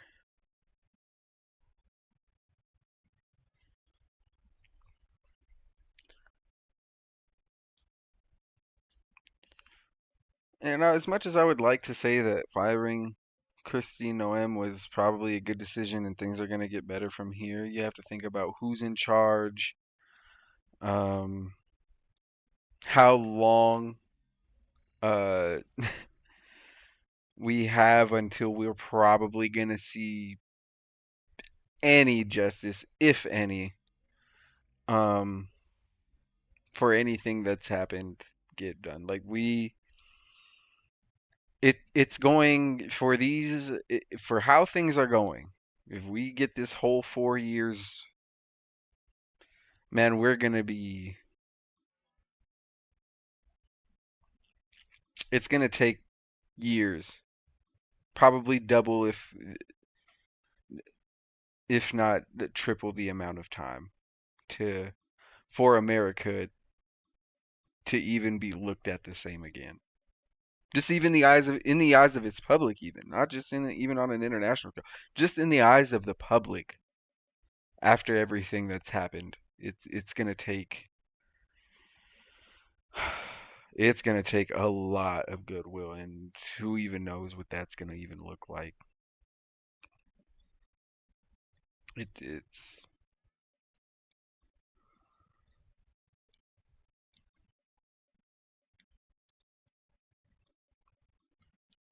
honestly a crazy to even think about. Just to even think about what's gonna happen tomorrow, let alone in the next 5 years, with how not how far we've gone, how far we've gone back. Like how we are watching history repeat itself. It's like I was saying earlier. We watched them try and speed run the Nazi fascism playbook, and for the most part, we've seen the checks and balance system play really good defense against that playbook. There was some safety nets over there, and it's holding the dam for now.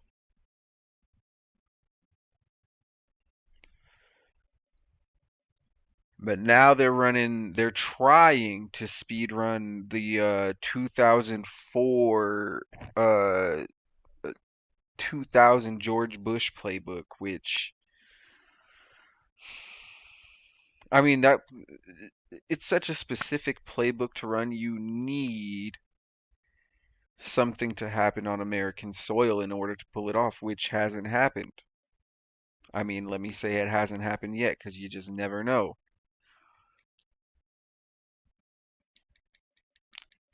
Oh no, let's go with we get a classic away option. If we play in the Chargers, I know they got all the good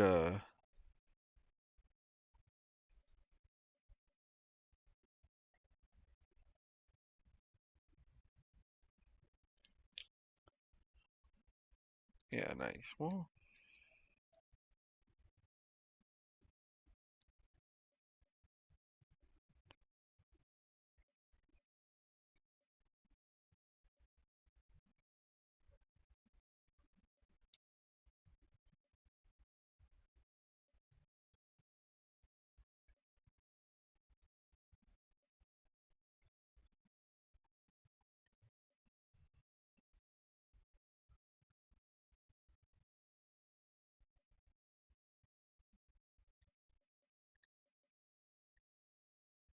Nice. All right. Let's see what are these guys gonna wear? Mm,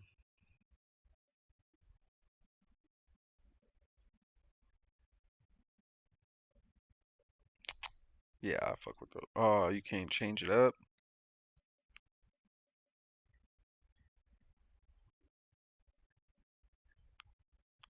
Okay, yeah, that's hard. Nah, those are tough. Hold on.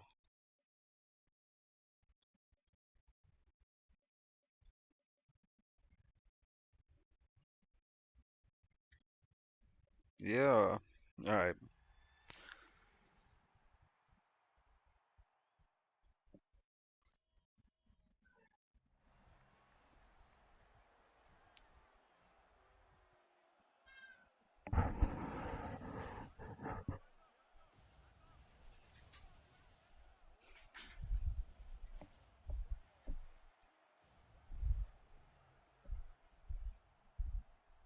I must be tripping.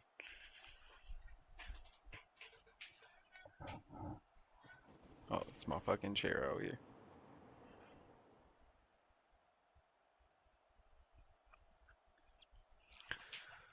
All right, boys, let's get one more dub for the night.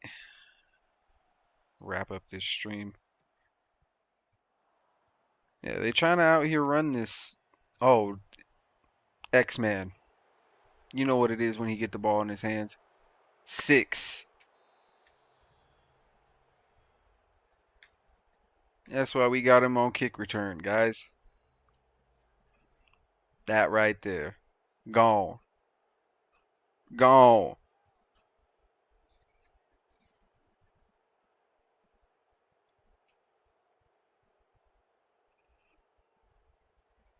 Yeah, there hasn't been a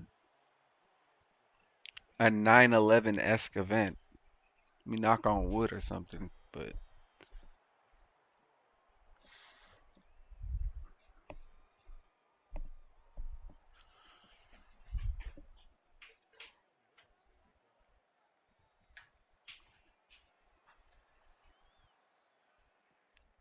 to really call for action for Iran. And now, oh, ooh, their whole thing. Yeah, there's been several reasons. This is another reason why you can't trust this regime is because they've asked several members of this regime why we are going to war, why we bombed Iran, what the hell is going on, and it just seems like every single person has a different answer. They have nuclear capabilities, which 3 months ago we were told that we completely demolished any and all nuclear capabilities. Matter of fact, I'm pretty sure some scientists got assassinated along with the bombings.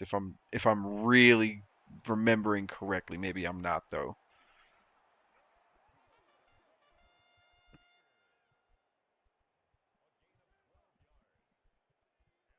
Yeah, we completely. That was 3 months ago, and even before then, there was no evidence to support the claims that Iran had any kind of nuclear. The only reason why they were able to maybe even get some nuclear shit or why they were building it back up is because Trump ripped up the no nuclear arms agreement that Obama signed for Iran. But because Obama got it done, he ripped it up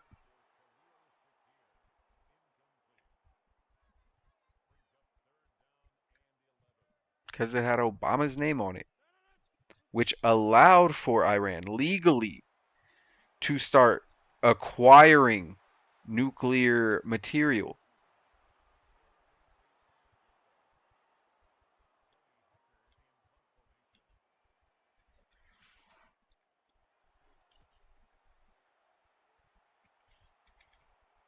which we already, again, in 3 months they're going to start building nuclear, what, bombs? They don't even have reactors or anything up. What are y'all talking about? So just the whole thing just seems very disingenuous, and it's very obvious at this point that our a lot of our government on both the right and the left um,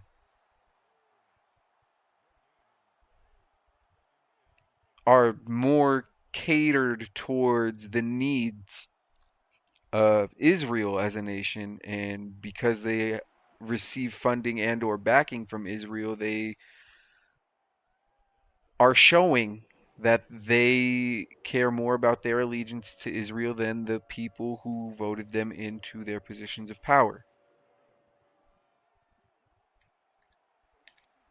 This is what happens when you don't regulate corporations um, funding or being involved in politics to any degree.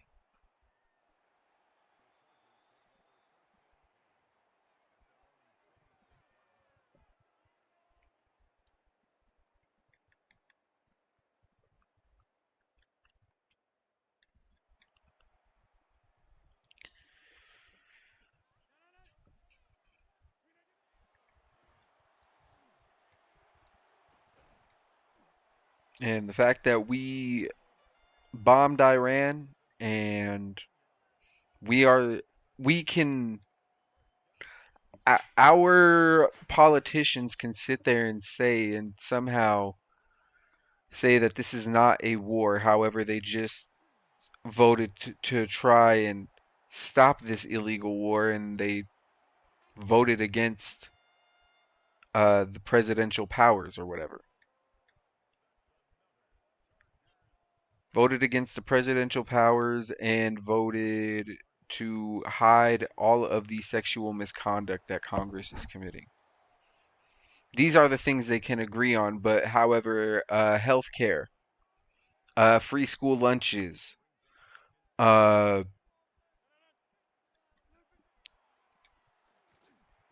free education, and the washing of student loans just seem to be unfeasibly like unmovable positions at this point. Not to mention gun control. But you see, I came on a stream I think last week and was kind of complaining that I'm sick and tired of the people saying that it's uh left wing, right wing, they're pretty much the same thing. And it's not that I don't think that it's necessarily like it's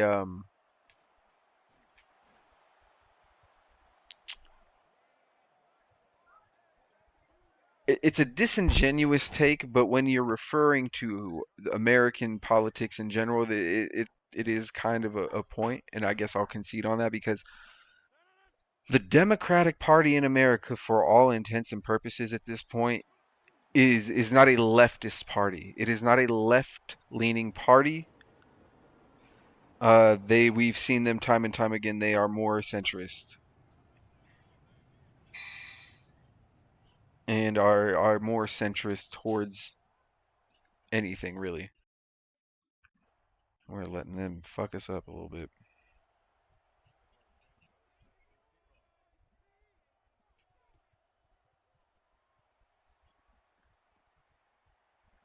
All right, we got to get better, y'all.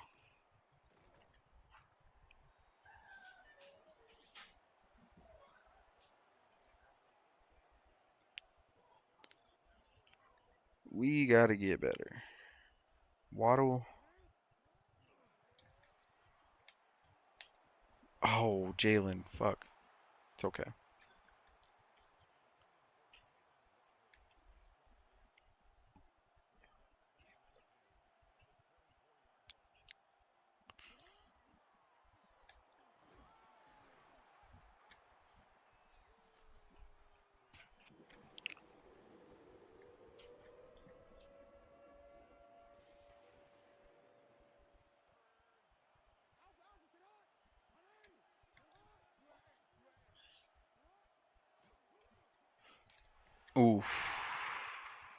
Oof.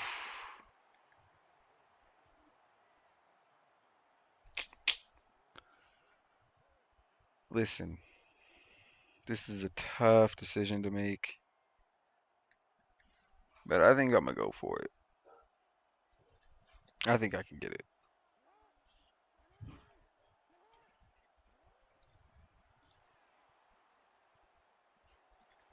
Get him. Get him out of here. Let's go. Oh, Lamar.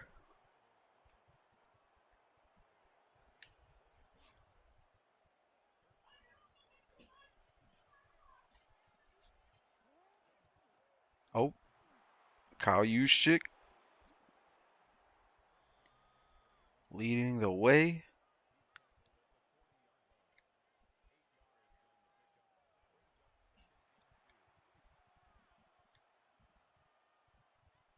All right, we need something over the top.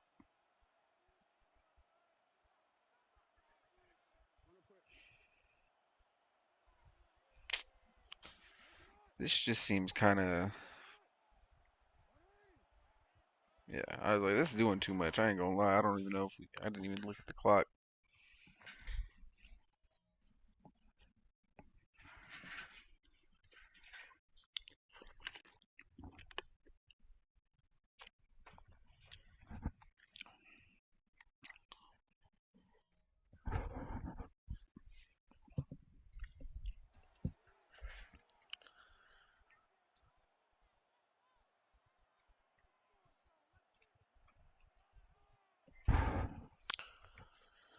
And so yeah, it's just frustrating for, I mean, just in general, just watching us go to war for no reason. We've already had 6 Americans killed, and there's probably Trump has already said there's probably gonna be more, and that's just the way it is. Oh yeah, brother hit the pock on these motherfuckers before he sent them out to war. You feel me? That shit is crazy. Said I see no changes. Oh man,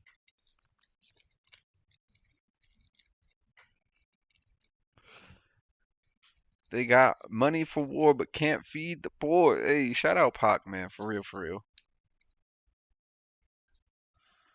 He would probably think all this shit is goofy as fuck too.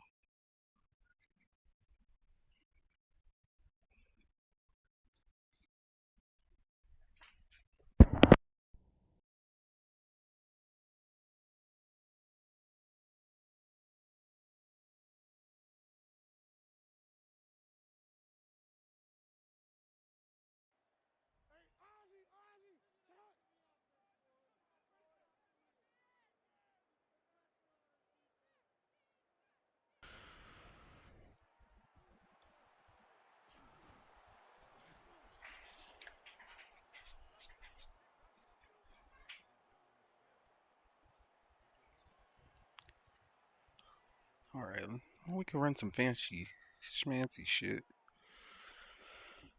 but let's just run the trap, trap, trap, trap.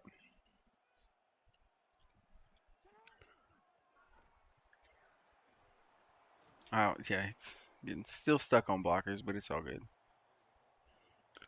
We can't run the same play twice, can we? No, they knew, but we still got the first. All right.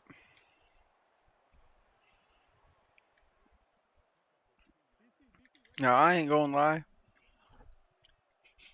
not the smartest decision I made.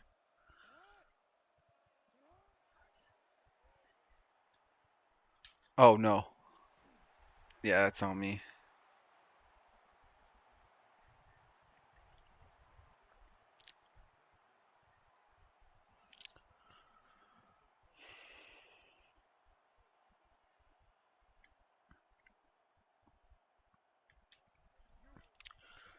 All right, let's try and overload the zone. We was not overloading shit, but Njoku got it.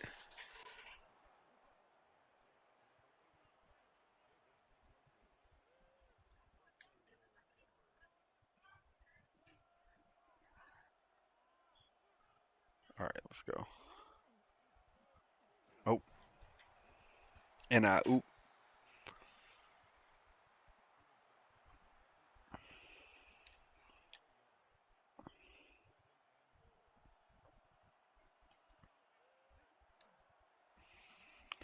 Okay. Okay, Lamar. Take it there. Take it there.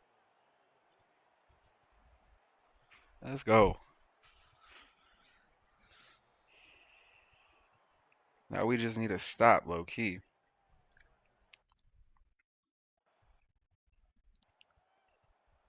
We just need a stop. That 4-6 one time. Put some pressure on him a little bit. Oh no. And Derrick Henry, brother. Goddamn. We load in the box and still can't.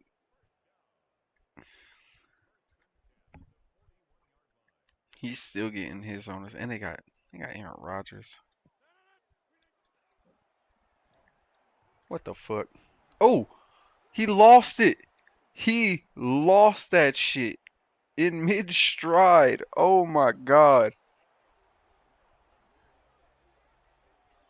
Nate Landman. Let's go.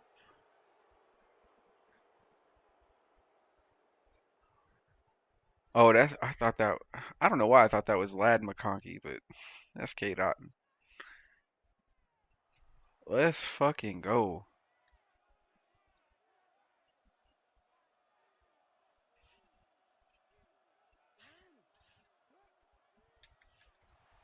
Oh, he got me. Flot.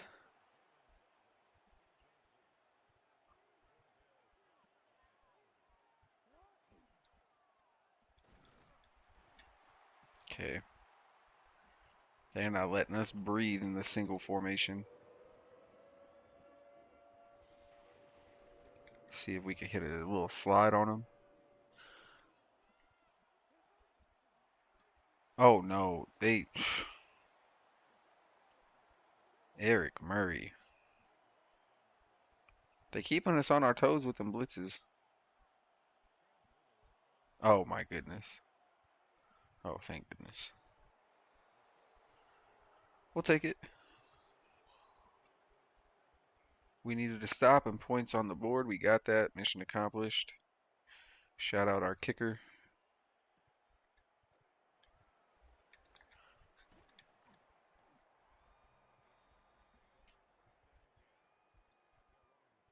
Alright, again.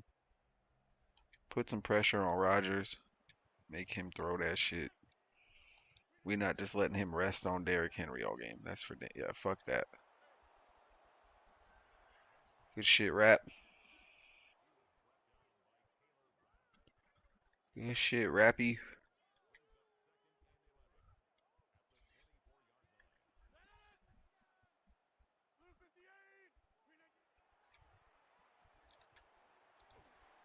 Oh my goodness. He checking us down. We gotta toe the line, y'all. Toe the fucking line. Vaughn, I'm gonna need you to zone up a little bit. Because I know he like checking the shit down. Fuck all that. Let's go.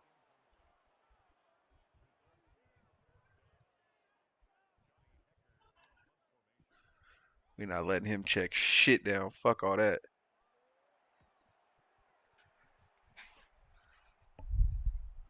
Oh, and oop. I fucked up.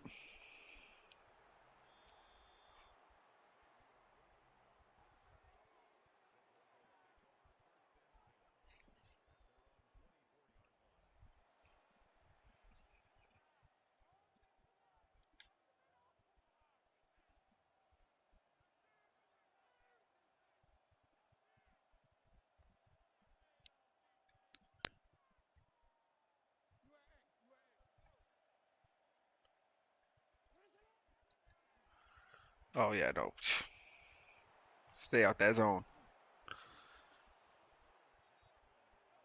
Like Lamar, I run through the zones. 2 minute warning. I got something lined up for them. I got something lined up for these boys.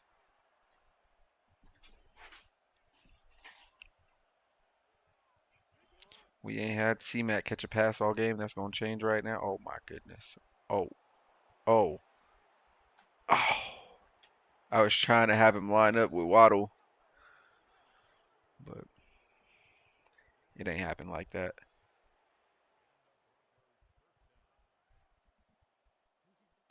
Could draw it up a little bit. We got a little free time and 3 timeouts. Oh, yeah. Oh, yeah. Call it a little timeout at the minute and a half.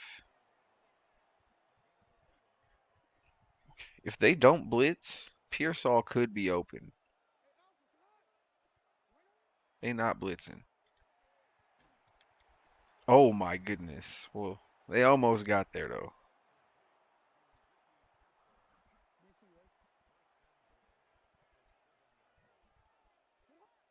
Hit it out to Waddle.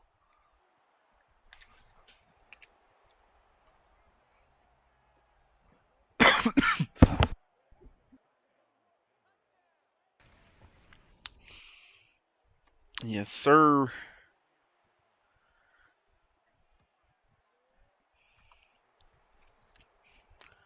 We up 17 going into half.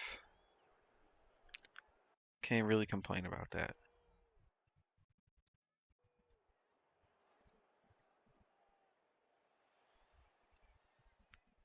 You know what? I don't really see them scoring before the half. I have a little bit of faith in my defense. There we go. Yeah. Okay, let's stop them here. Get some points, and then we could honestly sim because I've been at this for a good little, almost 2.5. Probably gonna be closer to 3 hours.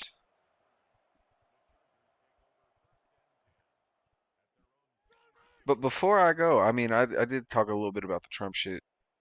Uh, how this regime is completely corrupt. There's I can go on all day about that. Honestly, I've probably talk more about that in the future. But oh, before I go, let me just I there's not a lot of times where I can say I told you so, except now.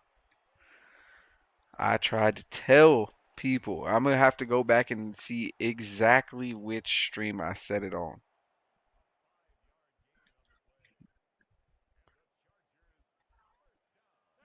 But I know for a fact that I said DeAndre Ayton was not the answer for LA. I know they got him at a good price. And that was I conceded that point.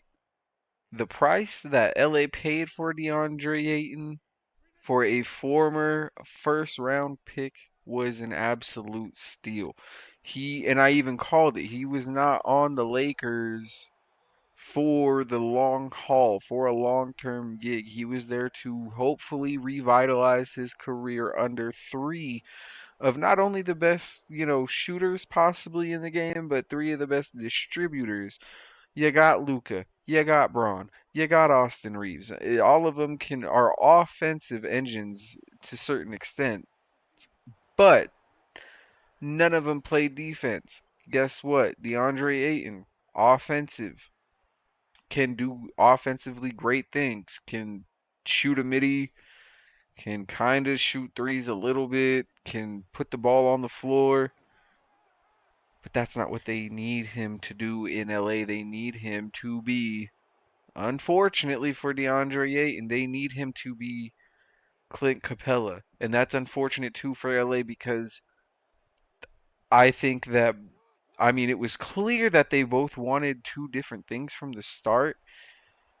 It was just a matter of could they coincide for the time being and put those opposite objectives aside for the one clear objective, which is win a championship before LeBron retires and have this championship team around Luka, get some early success, so maybe take a little bit of the pressure off. And I said, I got some flack in the group chat I'm in right now for saying the same. DeAndre Ayton is the perfect scapegoat for when the Lakers do not make the championship. Or for when the I didn't say make the championship. Let me I for my specific words were for when they don't make the playoffs, and that's still on the table if we keeping it a buck. The Suns just need to win me a couple more games. I'm not gonna hold y'all, and then the Lakers will be in the play-in, and who knows what happens from there on. Oh my goodness.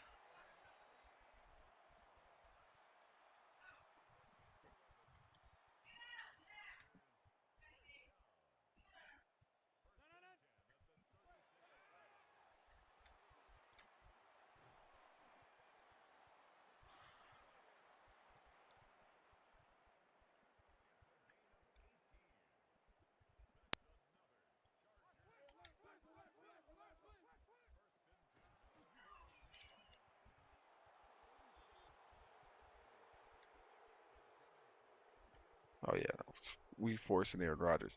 Yeah, no, I said that he would be the perfect scapegoat when the Lakers don't make the playoffs, and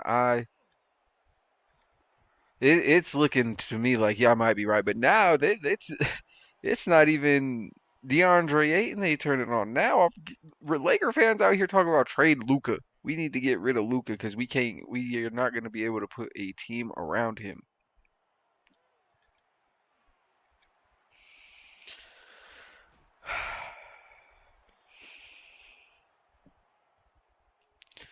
Giving it all when it all falls down. Oh man, fuck the Lakers. Fuck Braun, fuck all them. Um, so I don't want to say I'm happy that they're failing, but yeah, no, I'm kind of yeah. This is what happens. We've seen this happen time and time again before. I mean, after LeBron leaves a team, they are usually fucking cooked for the foreseeable future. And we are watching that. We are now watching LeBron James see what happens after the LeBron James honeymoon phase or whatever, after the championship. It's rough. It's real rough. Ask the Cavs. Ask the Heat, who without landing Jimmy Butler would have been just, oh man, it would have been a wreck. I mean, they still probably would have had Bam, but they would have had no, maybe Tyler Hero, draft decently, but without Jimmy, they wouldn't even been in no finals. They would have just been looked at as another mid-ass team in the East.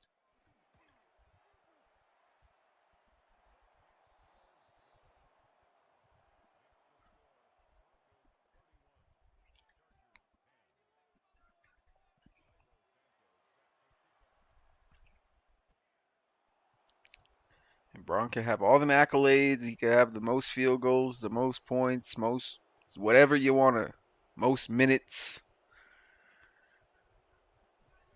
He ain't got the most rings. And he damn sure ain't got more than that man, we all know. I ain't even got to say his name. It's enough to make Braun fans fucking crash out. Oh my goodness.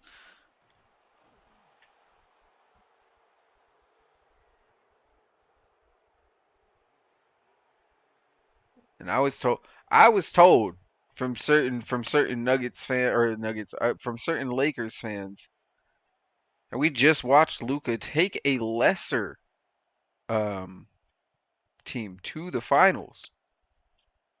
And I still argued against that too.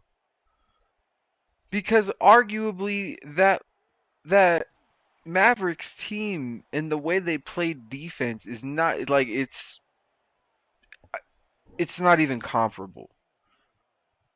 The level of defense that Mavericks team was playing compared to the level of non-defense that the fucking Lakers team plays is damn near the same. Oh my god, Ricky Pearsall, no fucking way. Oh my god.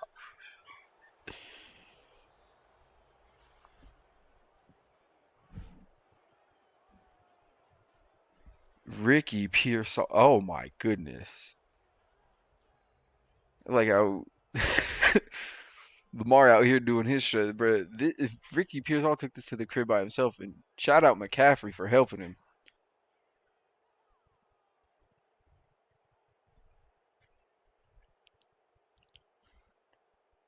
Nah, I gotta see that again. That was such a nasty fucking juke. Jesus. Oh, and the width of the block. Oh yeah.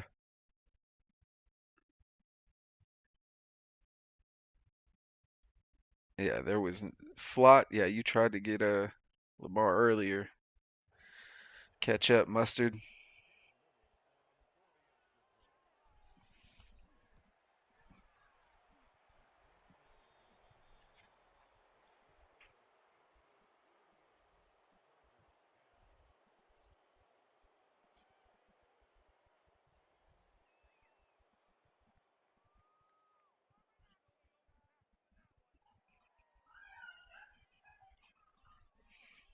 Y'all hear my ratchet ass nieces? Whoa.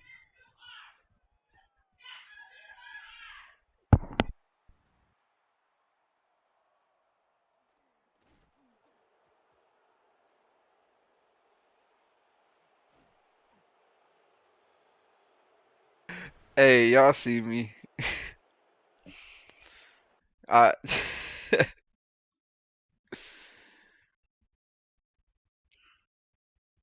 y'all absolutely saw me just. I don't even know who this Davis character is. I just cost him a touchdown, though. I'm sorry, sir. Oh man.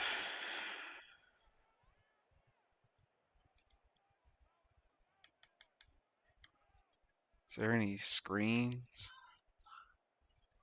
Y'all, y'all hear my nieces?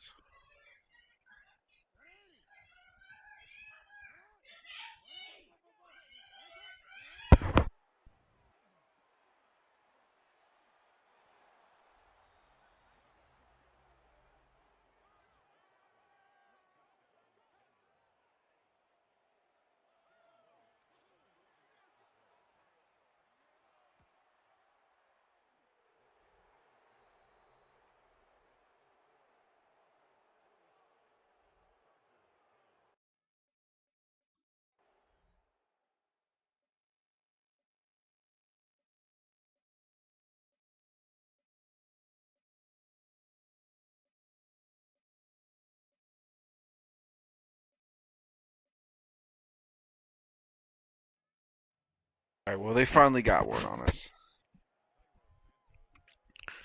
They finally got one on us, and I don't know what the fuck was happening upstairs, bro. I do not know.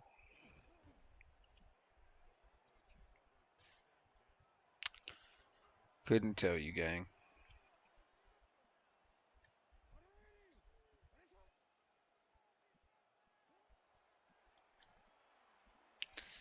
Just check that smooth down. We got 5 touchdowns.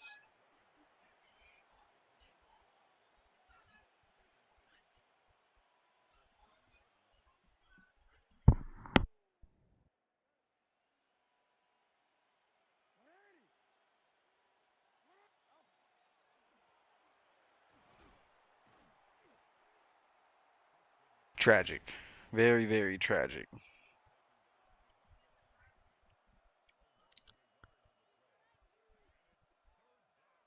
And let's just say, I could be wrong. I could be massively wrong. Lakers could end up being at max, let's just say a top 5 seed. Oh my goodness, what a fucking pick. But let me just say, whoever they plan on facing. 'Cause I mean, I think the Nuggets are actually the 5 seed right now, if not the fourth.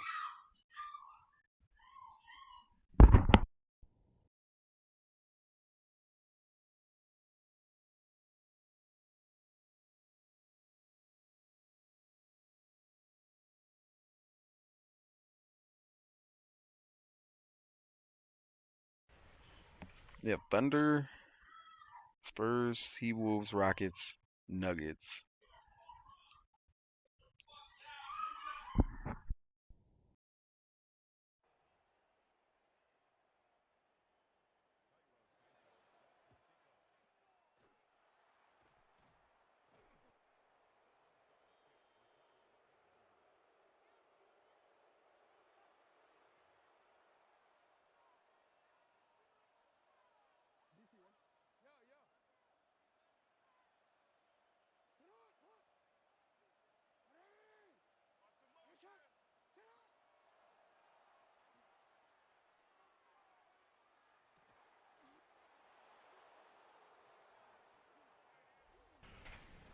Y'all see what the fuck I'm talking about? Oh my Oh my goodness. Oh my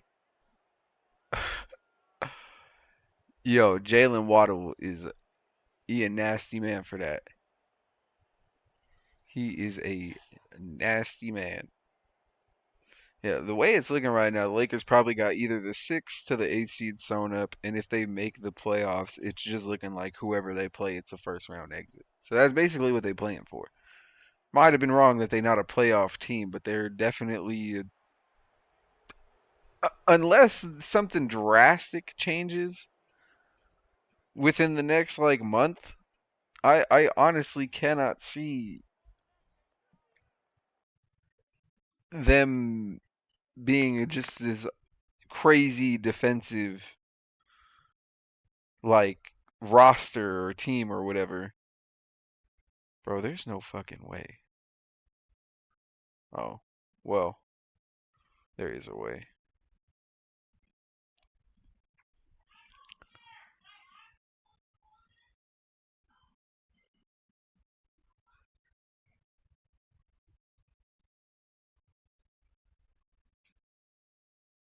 Okay.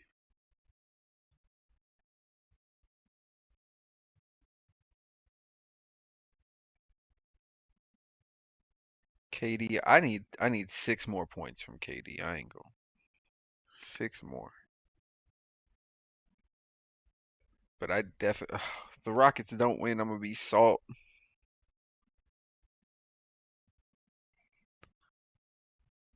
I also need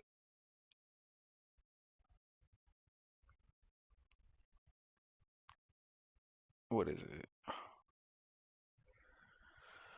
I need Wemby to get 35 PAR. How's that game going?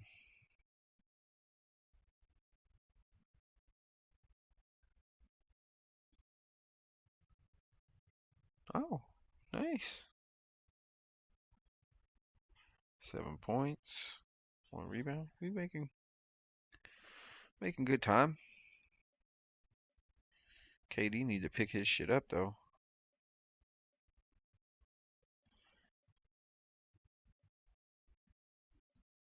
Okay.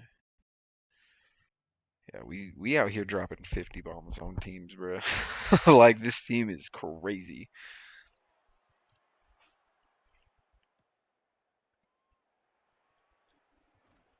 Man, if he if he breaks that one, he might be gone. But I mean, this game's pretty much over.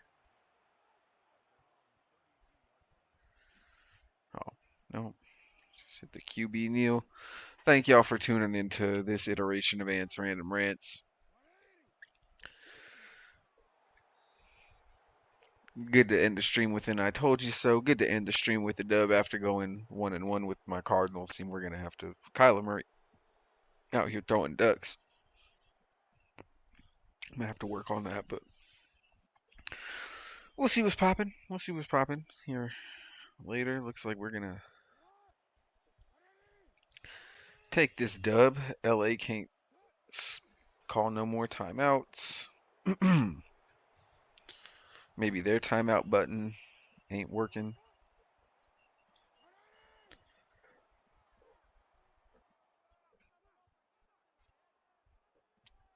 Hopefully the audio was at least better. At least my microphone audio might be a little bit too loud. But I'd rather have it be too loud at this point than like not loud at all or not loud enough. Or as far as like the gameplay, I don't really care. It's Madden. It's Madden. Next time I'll probably be up on some 2K, play some of that, and see tomorrow Saturday. I'll probably stream. I'm gonna get back on Star Wars. Fine. I know I've been talking about it. I talked about it a little bit last week, but I definitely need to jump back on and do that. So probably what I'll be on. Sorry for the barking dogs, ratchet nieces, and the whatever blender I think they got going on in the background or something. But yep, y'all enjoy the rest of y'all Friday. Hope it was good. If you were I'm at, I hope y'all staying warm.